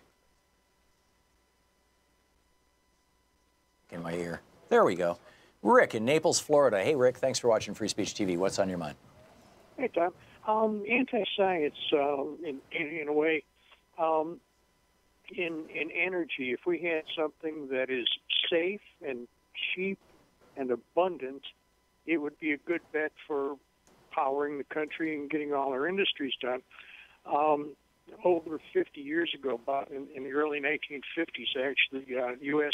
scientists and engineers at Oak Ridge, Tennessee, built an atomic power reactor using thorium as fuel rather than plutonium and uranium, which are dangerously radioactive. Right. The thorium reactor, if you built the science into it, could be manufactured in a factory and shipped by truck to communities and complexes that needed it. I understand that right now we've given away the technology to China, and the Chinese have a couple of hundred PhDs working full time to develop that concept. And it's amazing that the military couldn't use it in the U.S. because it didn't have any weapons grade byproducts. And so they adopted the pressurized water reactors for the nuclear submarines and Navy, and then early power plants, because the science was there. But it's a dangerous thing. You got high pressure and high temperature, right, where the results, you get Fukushima and 3 Mile Island and Chernobyl and stuff like that, where the thorium plant is immune to those problems. So anyway, I just, I'm very sorry to hear that they squashed the science and won't let this process come to market. Yeah, it's either Scientific American or Popular Mechanics. One of those two magazines did almost an entire issue on thorium reactors. Well, not, a major story, let's say, on thorium and thorium reactors back a few years back, and a lot of people called into the program about it. I tracked it down. I read it. I read other supporting information. And, you know, if you want to go with, you know, the equivalent of nuclear power, but without so many of the downsides, the majority of the downsides, you're right, thorium is a good way to go. I think, though, that our best option is sun and wind. It really is. And in other places, maybe biomass and wave energy. And of course, water. I mean, you know, most of our electricity here in Portland comes from the Bonneville Dam, from the Columbia River. So there are lots of ways to generate electricity. But, you know, thorium, it's not terrible. But, you know, the question is, you know, where do we go with that? And I'm surprised to hear that China's doing anything. I mean, do you know that for a fact, Rick? I thought that basically the technology had been abandoned. I've heard just anecdotal comments that China does have people working on it. Because as a command economy, I mean, they've got, you know, they have no obligation to General Electric's nuclear plants, for example, like we do. Right, and it would be, you know, the industries, you know, coal, General Electric, sure, all the electric utilities that stand to benefit for thorium not existing. Yeah, we'll see where it goes. You know, Rick, thanks for the call and thanks for raising the issue. It's another thing for people to know about, and to know that, you know, if we ever want to give up on toxic fossil fuels or toxic nuclear energy, there's a variety of options.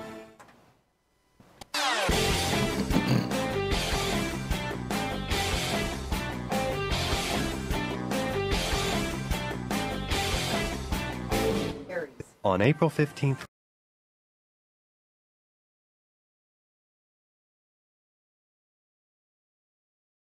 This year's election results have generated fear, sadness, and despair. In the days and months ahead, our democracy may face a crisis of historic proportions. But there is good news. There is good news. There is good news. Thousands of people are stepping forward in solidarity, Resistance, And resolve.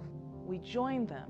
We join them we join them. in standing with the most vulnerable communities among us. Those most likely to be targeted by new restrictions and policies. We will tell their stories here. Here on Free Speech TV.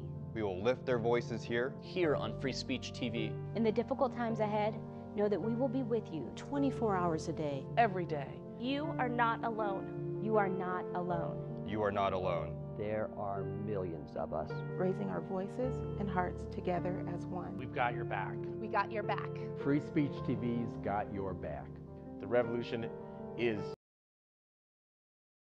CPT, what's on your mind today? All right. How you doing, Tom? Good. Okay. Yeah. Well, my thing is about capitalism and the way it operates and works. You know, they have only apathy for people. They have no empathy. The capitalists, and he works toward monopolizing and the income. You know, to keep people poor, even poor, or to enslave them under a capitalistic system. When we go to vote and stuff, there are very few democratic thought given to the rules and laws and edicts, you know, that blanket. I mean, that slant. No, it always seems to slant toward the capitalist and his entitlements. And you know, it never seems to go more toward a democratic process. Now we call ourselves a democracy and all that, but yet we're under this capitalistic system. But this capitalistic system needs to be restrained because what they're doing now, they have turned into this oligarchy, which is going to be fascist. It's going to turn into fascism. And then we're going to have Hitler and them all new 80, 90 years later in a brand new package called capitalism here in America. Okay. Let me amplify your rant, Maine. That was a really good one. And just for people who may not really understand what you just said, because you said it really well, but you're using, you know, economic jargon. If we were to compare it to a football game, and let's say that the NFL came up with a new rule that whichever team has the most money can field as many players as they want, and they can ignore the rules of the game, but the other team is highly regulated. They can only have a certain number of players on the field. And forgive me for not being a football fan. I don't know how many players you have on a field. Right. 11. What do you know the number mean? 11. 11. Okay. So one team can only have 11 players, and they are bound by the rules. You can't grab people by the face mask. You can't punch them in the gut. You can't do any of that stuff. But the other team, because they got more money, they can have 20 or 30 guys on the field at the same time, and they can just beat the crap out of the other side. And those were institutionalized as rules by the National Football League. If that happened, we would all look at a football game like that and we'd say, number one, hey, this is no fun to watch. It's not even fair. Right. And number two, it's not right. It would just violate our fundamental sense of fairness. But that is exactly what we have done with unregulated capitalism. So with the NFL, if both teams have to have only 11 players, that's regulated football, right? And what I just described, this dystopian football game that I just described, is one team is deregulated and the other team is still regulated. Under capitalism, consumers are regulated. We, the people, are regulated. We sign contracts with these giant corporations that sign away our right to even sue them. We are regulated, but they are relatively unregulated, and the Republicans are pushing really hard to totally deregulate. And Donald Trump brags about it. He bragged about it in Davos today, about how we're deregulating, And isn't it a wonderful thing? No, it's not a wonderful thing. It destroys the game. Yes, it does.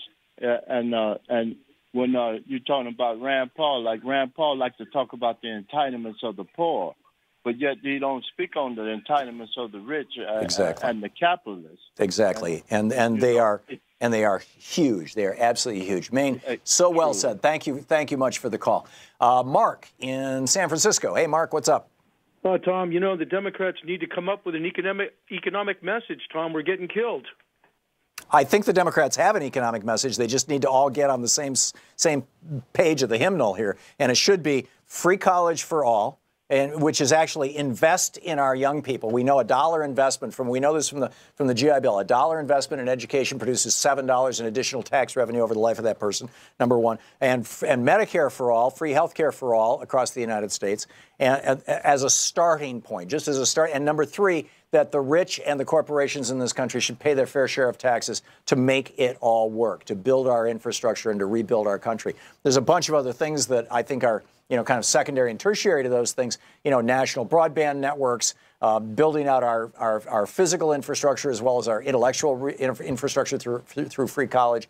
We could, I think, fairly easily brainstorm along, strengthening Social Security, strengthening Medicaid. Well, if you had Medicare for all, you wouldn't even need Medicaid. If we raised the minimum wage, you wouldn't even need things like, food stamps in many parts of the country. Making the government the employer of last resort, like FDR did, particularly for those areas like Appalachia and many of our inner cities where there simply are no jobs, and there are not going to be any jobs in the near future. So make the government the employer of last resort and bring back the WPA and the CCC.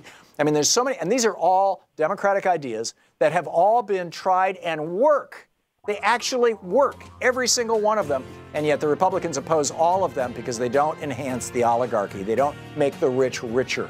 They only make the poor more successful and raise the middle class. Oh my God, we can't have that, right? Because as Russell Kirk pointed out in 1951 in his book, The Conservative Mind, if the middle class gets too strong, they're going to start demanding things like civil rights and equal pay and decent pay and things like that. We can't have that, right? I mean, this is the Republican, the conservative mantra. Anyhow, thanks so much for being with us this week. Hope you have a wonderful weekend. And don't forget, democracy is not a spectator sport. It requires all of us. Get out there, get active, tag. You're it. We'll see you on Monday. You've been listening to Thom Hartmann. For audio and video archives, visit thomhartmann.com.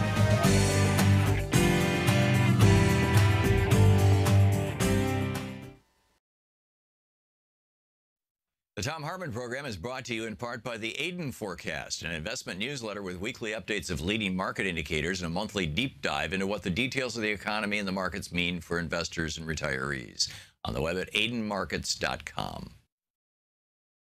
Wines have some of the highest pesticide levels in our food chain. This hour brought to you by ecowine.com. pesticide-free wines, organic wines, imported from France by the Organic Wine Company, ecowine.com. Hartmann Program is brought to you in part by Super Beets. Super Beets are sourced from non-GMO beets, and they're packed with dietary nitrates, helping to produce nitric oxide for more energy, stamina, and support for healthy blood pressure levels naturally. For more information, call 800-223-8242 or visit tomsbeets.com.